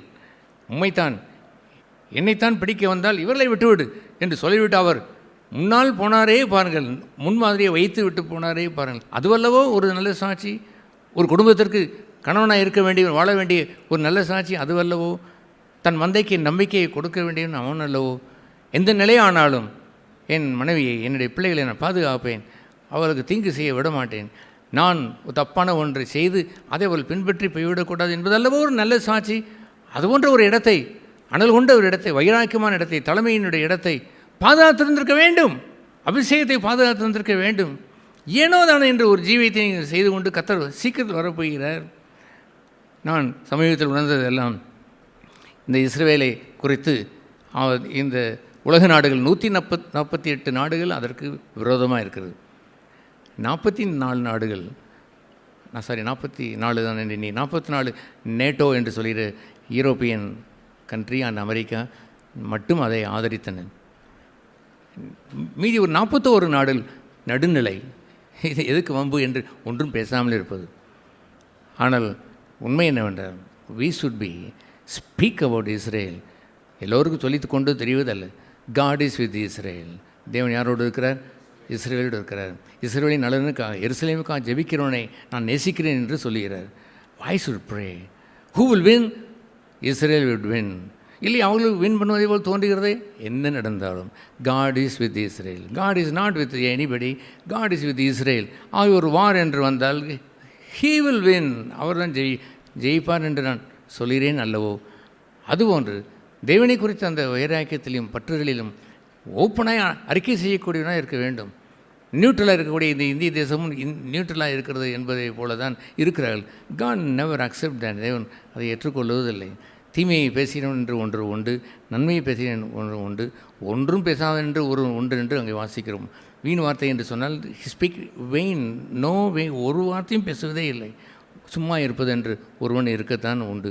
ஆண்டவர் யாரை மெச்சிக்கொள்வார்? கனி கொடுக்கிறவனைத்தான், நல்லவன் நல்ல இருதயத்திலிருந்து நல்லவிலை பேசுகிறான் என்று அறிக்கை செய்கிறவனைத்தான் ஏற்றுக்கொள்வார். சூழ்நிலையை பார்த்து பயந்து ஆண்டவர் ஒரு நாள் இருந்ததில்லையே, பிலாத்துக்கு முன்பாக அவர் நின்று அப்படி ஒரு கம்பீரமான வாய்ப்பதைக்கிற ஆட்டுக்குட்டியை போல் தன்னை குறித்து சொன்ன அக்கிரமமான எத்தனையோ அந்த பொய் குற்றச்சாட்டுகளை அவர் ஏற்றுக்கொண்டு அமைதியாகி போய்விட்டார் என்பது வேறு. தேவனாய கர்த்தர் மீது வந்த ஒரு காரியத்திற்கு எழுந்து நின்று சத்தியத்திற்கு சாட்சியாகி சொல்லுவது என்பது வேறு. பிலாத்துக்கு முன்பாக நல்ல அறிக்கை செய்த அந்த இயேசு என்று அவருக்கு பெயர். என்ன அறிக்கையை அவர் செய்தார்? நீர் ராஜாவா என்று கேட்ட ஒரு ராஜா தான். Yes, not for this kingdom, the kingdom of God. ராஜ்யம் வரப்போகிறதே, அதற்கு ராஜா. ஆட்டோமேட்டிக்காக இந்த பூமியும் அவர் அரசாலை செய்வார். சாந்த குணம் உள்ளவர்கள் பூமியை சுதந்திரிப்பார்கள். எஸ், ஐ ஆம் கிங் என்று அவர் அந்த ராஜ்யத்தை குறித்து தான் அவர் முதலாவது சொன்னார். நீ இப்பொழுது இருந்து கொண்டிருக்கிறாய் இந்த ராஜ்யத்திற்கு ஒரு கவர்னராய், அது அல்ல, அதை நான் விரும்பவும் இல்லை. நான் விரும்புவதெல்லாம் that I am the king என்ற அவர் சொன்ன அந்த அறிக்கை, அந்த கோலத்திலே ரத்தம் தோய்ந்து போயிருக்கக்கூடிய முள்முடி சூட்டப்பட்ட நேரத்தில் கவுடவுன் ஆகி அப்படி கூனி குறுகி போய் நான் என்ன எப்படி ஆறு ராஜா என்று சொல்ல முடியுமா? அவர் சொன்னார். சவுட்டன், அவர் கம்பீரித்தார். வி ரீட், அதை வாசிக்கும் பொழுது திஸ் இஸ் மை ஜீசஸ், இது என் இயேசு என்று சொல்கிறோம். இவர் தான் என் குரு என்று நாம் சொல்கிறோம். எல்லோருக்கும் மாதிரியாக அவர் மாதிரி வைத்து போனார் அல்லவோ? அது ஒன்று சொல்லியிருந்திருக்க வேண்டும். பின்பு அவன் சொல்கிறான், நான் நினைத்தால் உம்மை நான் விடுதலை செய்ய முடியும், உன்னை சிலர் அறைவதற்கும் எனக்குத்தான் அதிகாரம் என்று சொன்ன பொழுது ஆண்டு ஒருவேளை சிரித்திருக்கலாம், புன்முறுவல் பூத்திருக்கலாம். பரத்திலிருந்து உமக்கு அதிகாரம் வராவிட்டால் என் மீது உமக்கு ஒரு அதிகாரம் இல்லையேப்பா. அவன் கவர்னர், அவன் அந்த ஜுடேயாவை முழுவதும் ஆளுகை செய்கிற ஒரு கவர்னரை அவன் நின்று கொண்டிருக்கிறான். இங்கே ஒருவர் சொல்கிறார், நீர் என் மீது அதிகாரம் கொள்ள உமக்கு என்ன இல்லை? அதிகாரம் இல்லை. என் மீது இதை செய்வேன் அதை செய்வேன் சொல்ல அதிகாரம் இல்லை. இஃப் காட் பெர்மிட், தேவன் செய்தால் you can have the authority. தேவன் அதை அனுமதித்து அவன் நடந்த செயலைத்தான் ஏற்றுக்கொண்டாரே அல்லாமல் தற்செயலாய் நடந்ததாகவோ ஏனோதானோ என்று பயந்து போய் நடந்ததாகவோ நிகழ்ச்சி நடைபெறவில்லையே. That is my Christ. அதுதான் என்னுடைய ஆண்டவர். Burning in the zeal of God. தேவனுடைய அந்த வைராக்கியத்தை கடைசி வரைக்கும் பற்றி கொண்டிருந்தது. அந்த மரணத்து ஓலத்திலேயே அந்த சிலுவையில் அறையப்பட்ட நேரத்தில் ஐயோ உமக்காக அழுகிறோம் என்று சொன்ன பொழுது கூட எனக்காக அழுகிறீர்களா என்று கம்பீரித்தவர். டோன்ட் மீ ஃபார் மீ, அழ வேண்டாம் என்று கேட்டவர். பட்சதாபத்தை, மனுஷருடைய அனுதாபத்தை ஒருபோதும் எதிர்பாராத ஒருவன் தான் கிறிஸ்தவன். ஆனால் ஊன்றி போவதற்கு அதுவும் கூட ஒரு காரணமாய் இருந்திருக்கக்கூடும். சதா மனுஷருடைய ஆதரவை எதிர்பார்த்தை கொண்டே வாழுவது வேண்டாம். குயான் அந்த அம்மையாரை குறித்து எத்தனை முறை நாம் பேசியிருக்கிறோம். அவள் அரண்மனை குடும்பவாசி, அவரும் பெரிய ஐஸ்வர்யன் தான் அவருடைய கணவன். எத்தனை முறை அவளுக்கு வந்த சோதனைகளிலும் வேதனைகளிலும் நமக்கே கண்ணீர் வந்து விடும். அப்படின்னு கண்ணீர் வடித்திருக்கிற நானே கூட வடித்திருக்கிற நேரத்திலே இந்த நேரத்தில் நான் என்ன செய்வேன்? நான் பார்க்குக்கு நான் சென்று என்னை நான் அந்த தென்றல் காட்டிலே சுகப்படுத்தி கொள்வதா, அல்லது என்டர்டெயின்மெண்ட் ரூமுக்கு சென்று அங்கே ஒரு என்டர்டெயின்மெண்ட்டை போட்டு என்னை ஆறுதல் செய்து கொள்வதா? No, I will go to my God. என் ஆண்டவருக்கு முன்பாக நான் செல்லுவேன். ஐ வில் என்னை அவருக்கு சரணாகதி அடைந்து அங்கே என் ஆறுதலை பெறுவேன் என்று ஓடினார்களே பாருங்கள். அவள்தான் பெண்மணி. எந்த பெண்மணியில் அப்படி நேர்த்தியாய் 100% அப்படி வாழுகிறார்கள்? தேவான் சம்படிட்டு தங்களை அணைத்து கொண்டு தங்களுக்கு சாதமாய் பேசிக்கொண்டு இருப்பவர்களே நாடுகின்ற பெண்மணிகள் உலகத்தில் நாம் சபையாய் பிரிக்கப்பட்டு இருக்கிறோமே. அப்படி நான் வாழ வேண்டாமா? அப்படி வாழ துணிந்து நிற்க வேண்டாமா? எங்கேயும் ஆறுதலை தேடுவது? உலகத்தில் நான் ஆறுதலை தேட வேண்டும், என் நண்பரிடத்தில் போய் ஆறுதலை தேட வேண்டும், என்டர்டெயின்மெண்ட் போய் உட்கார்ந்து ஆறுதல் தேட வேண்டும். My God is my entertainment சொன்னாரே பாருங்கள் அந்த வேடம் குயான் அம்மையார். அல்லேலூயா. வார்த்தைக்கு வார்த்தை, எழுத்துக்கு எழுத்து அவள் வாழ்ந்த அந்த ஒளியினுடைய ஜீவிய ஒளி இருக்கிறதே, அபூர்வமான அந்த ஒளியை நான் 1982 ஆண்டிலிருந்தே அந்த புத்தகத்தை படித்து வாழ்ந்த அந்த ஒளியை நான் பெற்றுக்கொண்டு அந்த சவால் நிறைந்த அந்த ஜீவிய பாதையிலே நடக்க தொடங்கினேன். பிரசங்கித்தவர்கள் அதை பற்றி பேசியிருக்கலாம். ஆனால் ஐ சா த லைட். வாழ்ந்து பிரகாசித்த அந்த வாழ்க்கையை மேடம் குயான் அம்மையார், சிகான் பிராட்லி, எலியாஸ் அஸ்லாக்சன் என்று எத்தனையோ பக்தர்களுடைய வாழ்க்கையை கண்டு வாழ்ந்தது தான். அதே போன்ற ஜீவியத்தை வைத்திருக்க வேண்டும் என்ற ஒரு விருப்பம்தான். அநேகம் பக்தர்களுடைய புத்தகங்களை சிலர் படிக்க மாட்டேன் என்று சொல்வார்கள். எனக்கு வேதம் தான் முக்கியம் என்று சொல்லி, தேட்ஸ் ரைட், எனக்கும் வேதம் தான் முக்கியம். That is my first book. அதைத்தான் நேசிக்கிறேன். பட் வாழ்ந்து பிரகாசித்தார்களே, இந்த வேதத்தை வெறும் நீங்கள் விதையாகவே படித்து கொண்டே இருக்கலாம். ஒருவர் விதைக்கப்பட்டு பலன் தந்து கனிகளை கொடுத்திருந்தால் அதை படிப்பது நலமல்லவோ? பிள்ளைகள் அப்பத்தை தேடுகிறார் என்று தானே சொல்கிறார்கள். நீங்கள் வெறும் வசனத்தையே வைத்து பேசிக்கொண்டே இந்த வசனத்தை திருப்பவும் அந்த வசனத்தை திருப்பவும் சொல்லிக் கொண்டிருக்கிறேன். உங்கள் வாழ்க்கையில் என்ன பிரதர், உங்களுக்கு என்ன நடந்தது நீங்கள் சொல்லுங்கள் என்று கேட்டால் சொல்லுவதற்கு ஒன்றும் இல்லையே. அப்படி இல்லாது இருக்க வேண்டும். எல்லோரும் திவ்ய வாசனை வீசுகிறவர்களாய் மாற வேண்டும். விதையை சொல்வதற்கு யார்தான் கூடாது? எத்தனை பேர் அப்படி வாழாமலே விதையை பேசிக்கொண்டே வாழ்க்கையை வாழ்ந்திருக்கிறார்கள். எங்கே இந்த bread? What is the bread? நானே ஜீவ அப்பம் என்று சொன்னார். அந்த ஜீவியத்தினுடைய அந்த அப்பத்தை எங்கே என்று அவர் கேட்க மாட்டார்களோ? அதுபோன்று பிள்ளைகள் அப்பம் கேட்கிறார் என்று உங்கள் வீட்டிலேயே உங்கள் பிள்ளைகள் அப்பத்தை கேட்பார்களே, அவர்களுக்கு கொடுப்பதற்கு நீ என்ன வைத்திருக்கிறீர்கள்? பெரும்படியை கொடுப்பீர்களோ அல்லது கடித சொல்லை வைத்திருப்பீர்களோ, முகத்தை கோரமாய் காட்டுவதை வைத்திருப்பீர்களோ? அன்பை அவளுக்கு காட்டியிருந்திருக்க வேண்டுமே. எங்கே அந்த அப்பம், அந்த ஏற்ற வேலைக்கு உரிய அந்த அப்பத்தை எங்கே வைத்திருக்கிறீர்கள்? அதுதானே முக்கியமே. அல்லாமல் ஜீவியத்தில் வாழ்ந்தவர்களை உற்று பாருங்கள். மேகம் போன்ற திரளான சாட்சிகளை விட்டுவிடாதீர்கள். அவளை கவனித்து நோக்கி பார்த்து அதில் உற்சாகமடைந்து இயேசுவை நோக்கி ஓடுங்கள். நாங்கள் இயேசுவை மாத்திரமே நோக்கி ஓடுவோம். எந்த பக்தர் எல்லாம் வாழ்ந்தார், என்ன அவர் என்ன எழுதினார், அதெல்லாம் எங்களுக்கு வேண்டாம் என்று விட்டுவிடாதீர்கள். என்னை ஒருவர் பார்த்து இந்த உங்களுடைய பரலோக பொக்கிஷங்களே மேடம் குயானம் வேறு நிறுத்துங்கள், அதை போடாதுங்கள், இந்த இளையராசனை போடாதுங்கள், என்ன இப்படி சொல்கிறார் என்று கேட்டும்போது எஸ் கடைசியில் பார்த்தால் யாரோ ஒருவரை மாத்திரமே போடுவதற்கு அவர் சொல்ல வருகிறார். ஐ எம் ஸோ சாரி என்று சொல்லிவிட்டேன். ஏனென்றால் இவரெல்லாம் வாழ்ந்து பிரகாசித்தவர்கள் சப்ஸ்கிரைப் பண்ணி பல்லாண்டுகளாய் சப்ஸ்கிரைப் பண்ணி அவர்கள் இதை வாங்கி கொண்டிருக்கிறவர்கள். அவர்களுக்கு நான் எப்படி துரோகம் செய்ய முடியும் என்று நான் ஒரு முறை ஒரு இடத்தில் கேட்டேன். அவர்கள் அதெல்லாம் இல்லை, நீங்கள் இயேசுவை மட்டும்தான் பார்த்து வாழ வேண்டும், அது மட்டும் போதுமென்று எண்ணுவது தவறல்லவோ? அயாஸ்க்கு நான் கேட்கிறேன். நான் என்னுடைய ரட்சிக்கப்பட்ட நாட்களில் ஆயிரக்கணக்கான புத்தகங்களை வாங்கி குவித்தவன். ஐ டோன்ட் நோ, ஆயிரக்கணக்கான என்றாலும் ஹண்ட்ரட்ஸ் மேபி வைத்து குவித்து வாங்கி படிப்பேன். அதை நான் என்னுடைய சாதாரண காசு கிடைக்கிறதப்பெல்லாம் ஓடி சென்று அந்த தங்கமணி எழுதுகின்ற அவர் அந்த இப்போ 12 புத்தகங்களை வாங்குவதற்கு வேகமாய் காசு சேர்த்து வாங்கியவன். அவர் அக்சல் சிமித்து எழுதின புத்தகங்களை வாங்கினவர். அந்த எத்தனையோ புத்தகங்களை வாங்கி குவித்து படித்து என்னுடைய வீட்டில் அடுக்கி வைக்க முடியாமல் 2 மூட்டை பண்டல் கட்டி நான் மேலே வைத்திருக்கிறேன். அவ்வப்பொழுது அந்த பண்டலை ஏதாவது வேண்டுமென்றால் நான் எடுத்திருப்பேன். அப்படி வாசித்திருக்க வேண்டும். Don't be lazy Christian. ஒரு சோம்பேறி கிறிஸ்தவனாக இருந்து விடாதீர்கள். இன்று பொதுவாக பேசப்படுவது என்னவென்றால் வாசிக்கிற பழக்கமே போய்விட்டது என்று சொல்லுகிறது போல் வேத புத்தகத்திற்கும் வாசிக்காமல் போய்விடுவார்கள். அதுதானே இருக்கிறதே போல் தே டோன்ட் ரீட் இட். அதை வாசிப்பது இல்லை. லவ்லி பியூட்டிஃபுல் அந்த பரலோக பொக்கிஷங்களை கூட அனைவரும் வாசிப்பது இல்லை. ஆங்கிலத்தில் இல்லாததை எங்கள் தமிழில் கொண்டு வந்து படைக்கின்ற இந்த அற்புதமான இந்த ஊழியத்திற்காக நாங்கள் ஜெபம் செய்கிறோம், இதை நாங்கள் விரும்பி படிக்கிறோம் என்று எழுதுகின்ற சொல்லுகின்ற எத்தனை பேர் சொல்கிறார்கள் தெரியுமா? இங்கே விளைந்திருக்கிற இடத்துல அதை நாம் வாசிக்காமல் இருப்பது சரியில்லையே, அது தேவன் நீதி இல்லையே. அத்தனை பேர் வெளியேருந்து கூப்பிட்டு அதை கேட்டு வாங்குகிற மக்கள் மத்தியிலே இங்கே உள்ள மக்களில் ஒரு சிலர் எடுத்து கேட்டால் நான் வாசிக்கவில்லை என்று சொல்வார்கள். I don't appreciate them. அதெல்லாம் ஆண்டவர் போற்றுவார் என்று சொல்வதற்கு இல்லை. ஏனென்றால் எங்களுக்கு வேதம் வந்தால் போதும் என்று சொல்வது கேட்பதற்கு ஆவிக்குரியதை போல் தோன்றினாலும் மிகமூன்று திரளான சாட்சிகள் என்று சொன்ன அந்த எபிரேயர் 11 அடுக்கி வைக்கப்பட்ட அந்த பக்தரெல்லாம் கீழே போட்டு விடுவதா, அவள் தள்ளி விடுவதா? அவரையெல்லாம் சொல்லவில்லையா? வாழ்க்கையை பார்க்க வேண்டும் என்று சொல்லவில்லையா? அவர்களையும் வைத்துக்கொண்டு இந்த ஓட்டத்தை ஓடுகின்ற அவர் சொல்லவில்லையா? அதுபோன்று தெய்வ நேசத்தை தேவனோடு வைத்திருக்கிற அந்த நேசமாக இருந்தாலும் சரிதான், பக்தர்கள் மீது கொண்டு நேசமாக இருந்தால் அதில் அனலூன்றி போய்விடக்கூடாது. எனவே ஒரு நபராவது, ஒரு சகோதரனாவது, ஒரு சகோதரியாவது நான் ஓட்டத்தை நன்றாக ஓடுகிறேன் என்று இன்று ஓடுங்கள், தட்ஸ் ரைட். பின்னானவர்களை மறந்து விடுங்கள். பின்னானவர்களை பாவம் செய்தால் அதுக்கு மனம் திரும்புங்கள். நீங்கள் நன்றாக ஓடி என்றால் நான் நன்றாக ஓடி வருகிறார் போல் டெய்லி நான் வாழ்கிறேன். பட் ஐ ஃபர்கெட் தேன். நேற்று நடந்ததையெல்லாம் மறந்து விடுகிறேன். நேற்று நடந்தது அபூர்வ செயலில் கூட ஐ டோன்ட் ரெக்கக்னைஸ். அதை எண்ணிக்கொண்டு நான் ஏமாந்து போக நான் விரும்புவதில்லை. ஆண்டவர் சொன்னார், அன்றென்றுள்ள அப்பத்தை இன்று தாரும் என்று கேளுங்கள். நீ என்றோ சாப்பிட்டதை பேசிக்கொண்டு திரிகிறீர்களே.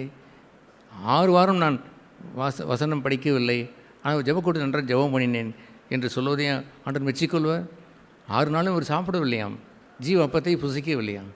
அவர் தருவதெல்லாம் டுடே, அன்றென்றுள்ள அப்பத்தை நான் தருகிறேன். இன்று எனக்கு அப்பத்தை தாரும் என்று கேளுங்கள் என்று சொன்னாரே. அதுபோன்ற ஒரு அனல் கொண்ட ஒரு வாழ்க்கையிலே, பக்தி நிறைந்த ஒரு வாழ்க்கையிலே எது வரைக்கும் ஓட வேண்டும் சொல்லுங்கள்? முடிவு பரியந்தம் ஓட வேண்டும். ஜெயம் பெரியனோ என்று சொல்லும் பொழுது நீங்கள் ஒரு ஆஃப் வேலை பாதி வழியிலே நின்று கொண்டு, யூதாஸ் காரியத்து எவ்வளோ காலம் ஆண்டவரை பின்பற்றி ஓடினான். த லாஸ்ட் மூமெண்ட், கடைசி சில நாட்களில் தான் அவன் மறுதளித்தான். அது வரைக்கும் அவன் சீசன் தான் ஐயா. அவரோடு கூட இருந்து அவரோட எல்லா பணப்பையை வைத்து உதவி செய்து கொண்டு வந்த சீசன் தான். அந்த கடைசி யோவான் அந்த 2வது கடைசி 16வது அதிகாரத்தில் தான் கொஞ்சம் ஸ்லீப் ஆகிறான். எதற்கு இவ்வளவு வேஸ்ட் என்று அவன் கேட்கிறான். தர்த்தர் கொடுத்திருக்கலாம் என்று கேட்கிறான். தர்த்தர் உங்கள்கிட்ட எப்பொழுதும் இருக்கிறார். நான் இரேன், என்னை நினைவுகூறும்படி இவளை ஊட்டினான். அவளை தொந்தரவு செய்யாதன்னு சொன்னவுடன் அவன் மனம் புண்பட்டு அவன் போனான். அந்த போன வேலை இருட்டு என்று எழுதியிருக்கிறது. இருட்டுக்குள் போய்விட்டான். மனம் புண்பட்டான் என்பது இருளுக்குள் போவதான். ஒரு மனுஷன் மனம் புண்படுவது டேஞ்சர். அவன் மனம் புண்பட்டு இருட்டுக்குள் போய் என்ன செய்வானும் தெரியாது. அவன் தன்னுடைய குருவையே தீக்கொளுத்தி வைத்து விடுவான். சபையவே தூக்கி நாசம் பண்ணலாம் என்று கூட மனம் கொள்வான். தட்ஸ் வெரி பேட் சின், மனம் புண்படுவது என்பது. I ask you, are you clear with this? அந்த மனம் புண்படிய வாழ்க்கையை விட்டு நீ விலகி வந்திருக்கிறீர்களா? Do you have something against somebody? உங்கள் மனதை புண்படுத்ததே போல் யாரையே வைத்து கொண்டு வாழ்கிறீர்களா? தேட் வில் கில் யூ, உங்களையும் கொல்லும். இட் வில் கில் மெனி, அனைவரை கொன்றுவிடும். ஜாக்கிரதை, பக்தி உள்ளவர்களையும் கொல்லுவதற்கு வகை தேடும். பக்தியுள்ள சபையும் என்ன செய்யலாம் என்று துன்மார்க்கத்திற்கு அவர்கள் வகை தேட தொடங்கிவிடுவார்கள். Just because of being wounded in their heart, தங்களுடைய மனதிலே புண்பட்டு போனார்கள். offended என்று சொல்கிறது மோசமான செயல். ஆண்டவர் சொன்னார், என்னுடைய தோட்டத்திலே, என் அப்பாவுடைய தோட்டத்திலே மனம் புண்படுதல் என்று சொல்லிட ஒரு செடி கூட இருக்கக்கூடாது என்று சொன்னார். இல்லையே, மனம் புண்பட்டு இருக்கிறார்களே, பொறுங்கள், அது தேவனே என்ன செய்வார், அந்த செடியை அகற்றி போடுவார் என்று சொன்னார். வைத்துக்கொள்ளார்கள். நான் எதிர்த்து நின்று ஆரம்ப காலத்தில் எதிர்த்து நின்ற பாவங்களில் முதல் பாவமாக வைத்ததெல்லாம் கண்களின் இச்சை. ஐ ஓவர் கேம். அந்த ஆதி நாட்களிலே அந்த 2 வருடத்தில் அதை கண்களின் இச்சையை விட்டு ஓய்ந்து அது பின்பாக இருதயத்தில் இருக்கிறதை நான் கலைந்து போடுகின்ற வாழ்க்கையை நான் மேற்கொண்டு நான் வாழ்ந்தேன். அதுபோல் முக்கியமான சில பாவங்களிலே மனம் புண்படுதல் என்ற பாவத்தை ஐ ஸ்டுட் அகைன்ஸ்ட் இட். அதற்கு பேயை பார்த்ததை போல் நின்று அதை எதிர்த்து நின்றேன். கோலியாத்தை பார்த்ததை போல் நின்று எதிர்த்து நின்றேன். யாரை நீ நிந்திக்க பார்க்கிறாய்? என் ஆண்டவரை இந்த மனம் புண்படுதல் மூலமாய் அவரை கொளுத்தி விட்டானே, முத்தம் கொடுத்து காட்டி கொடுத்து விட்டானே, அந்த ராத்திரியிலே போய் மனம் புண்பட்டு போய் திட்டம் திட்டினானே, அந்த இடத்திற்கு என்னை அழைத்து செல்ல பார்க்கிறாய்? நெவர், ஒருபோதும் இல்லை என்று பல்லாண்டுகளுக்கு முன்பாக, ஏர்லி டேஸ், என்னுடைய 46 வருடங்களுக்கு முன்பாக, ரட்சிக்கப்பட்ட 56 வருடங்கள், அந்த 46 வருடங்களுக்கு அந்த ஆரம்பத்திலே when I learned that cross life, சிலுவையின் வாழ்க்கையை நான் கற்றுக்கொண்ட அந்த ஆரம்பத்திலே ஐ took it as a number 1 enemy, ஒரு பெரிய எதிரியாக கண்டு எதிர்த்து நின்றேன். ஐ கிளியர்ட் இட். அதை கிளியர் பண்ணி என்னுடைய ஆண்டுடைய தோட்டத்தில் கனி கொடுக்கிற திராட்சை செடியைத்தான் நான் வைத்திருக்கிறேன். அல்லாமல் மிகுந்த கனி கொடுக்க வேண்டுமே என்ற ஆர்வத்தோடு தான் வாழ்கின்றேன். அல்லாமல் முடிவரைந்தும் கனி கொடுத்து எப்பொழுதும் அந்த வாடாத அந்த நீர்க்கால ஓரத்தில் நடப்பட்டு கனிதரும் திராட்சை செடியாய் அந்த இலை வாடாது இருக்கும் போல் இருக்கிறதாய் பார்த்து கொண்டு இருக்கிறேன். அல்லாமல் இந்த கேவலமான இந்த செடியை நான் தோட்டத்தில் வளர்க்கவில்லை ஐயா. டோன்ட் டூ தட், செய்து விடாதீர்கள். அதெல்லாம் உங்கள் ஓட்டத்தை தடை செய்துவிடும். பின்னானவிலை மறந்து என்று சொல்லுகிறதெல்லாம் உங்களை குறித்து எண்ணிக்கொண்டிருக்கின்ற மேன்மையானதை, நேற்று நடந்ததை, முந்தாள் நடந்ததை, 5ஆம் கிளாஸ் படித்தது, 6ஆம் கிளாஸ் படித்ததில்லை, உங்களுக்கு 12ஆம் கிளாஸில் ஒரு காலேஜில் அல்லது போன வாரம் நடந்ததை குறித்து யோசித்து கொண்டு ஏமாந்து போய்விடக்கூடாது. I am a good Christian என்று எண்ணாதீர்கள். Run the race with humility. அந்த தாழ்மையோடு உங்களுடைய அந்த ஓட்டத்தை ஓடுங்கள். நான் ஓடி முடிக்கவில்லை என்றால் உன் கிரீடத்தை ரத்னகுமார் வேறொருவன் பறித்து கொண்டு போயிட்டான். உன் கிரீடத்தை இழப்பான் என்று சொல்வது என்பது வேறு, வேறொருவன் எடுத்துக்கொள்வான் என்று சொல்வது என்பது வேறு. ஆகவே ஆண்டவர் அங்கே சொன்னார், நீ ஆதியிலிருந்து அன்பை விட்டாய், உன்னுடைய ஆதியிலிருந்து கிரியைகளை போய் செய்ய என்றும் சொல்லுவார். தெய்வம் அன்போடு கிரியைகளை செய்வதை தான் விரும்புவாரே அல்லாமல் ஆதி அன்பை இழந்த பிறகு கிரியைகளை எல்லாம் அவர் கேட்க மாட்டார். அந்த வசனம் வாசித்து பாருங்கள், என்ன இருக்கும்? எதையும் விட்டாய்? முதலாவது ஆதி அன்பை விட்டாய், த ஃபர்ஸ்ட் லவ்வை விட்டாய். ஆதி கிரியைகளையும் தேவனுக்கென்று செய்கிற அன்போடு செய்கிற கிரியைகளையும் விட்டாய். உன் கைகளுக்கு கிடைத்த அற்புதமான வாய்ப்பை கூட விட்டு நீ போய்விட்டாய். ஏனென்று சொன்னால், already lost the first love. முதலாவது அவரை அன்பு கூறுகின்ற நேசத்தை விட்டாய், உன் அன்பு கொஞ்சம் தணிந்து போய்விட்டது. ஆகவே அவருடைய கிரியைகளை செய்வதற்கு உனக்கு இன்ட்ரெஸ்ட்லாம் இருப்பதில்லை. இன்னமும் வயிற்று பிளப்பிற்கு ஒன்று ஓட வேண்டும், சாட வேண்டும் என்று ஓடிக்கொண்டிருக்கிறாரே அல்லாமல் you are not you know loving Christian. ஒரு அன்புள்ள நேசத்தை பாதுகாத்து கொண்டவன் அல்ல. முதல் அன்பை பாதுகாத்து கொண்டவன் எங்கே இருக்கிறான் என்று கேட்க வேண்டும். சபை கேட்கும், நான் கேட்கிறேன், என் ஆண்டவருக்கும் கேட்கிறேன். அப்படி நீங்கள் கேட்டு வாழ வேண்டும். முதல் அன்பு ஏன் தனிந்தது என்று பார்க்க வேண்டும். கொஞ்சம் வெதுவெதுப்பு என்று பார்த்து கொண்டு காலங்களை கடந்து ஒரு நாள் வரும்பொழுது அன்பு தனிந்து போகும், கூல் டவுன் என்ற இடத்திற்கு போய் விடாதீர்கள். முடிவறிந்தும் அந்த அன்பிலே நிலைத்து நின்று வாழ தேவன் கிருபை செய்வாராக. நம் தலைவணங்கி ஜெபம் செய்வோம். பிதாவே, இந்த நாளுக்காய் ஸ்தோத்திரம். எங்களை எச்சரித்து புத்திமதி சொன்ன நம்முடைய வார்த்தைகளுக்கு நன்றி. நாங்கள் உம்முடையவர்கள்.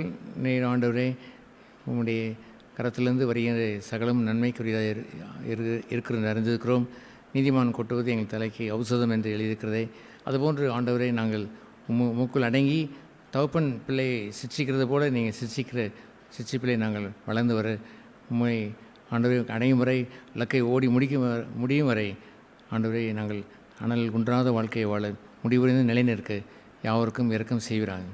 நல்ல சபையாய், அன்புள்ள சபையாய் ஒன்றை கட்டுவீராக. இயேசு நாமத்தில் ஜெபிக்கிறோம் பரலோக பிதாவே, ஆமென்.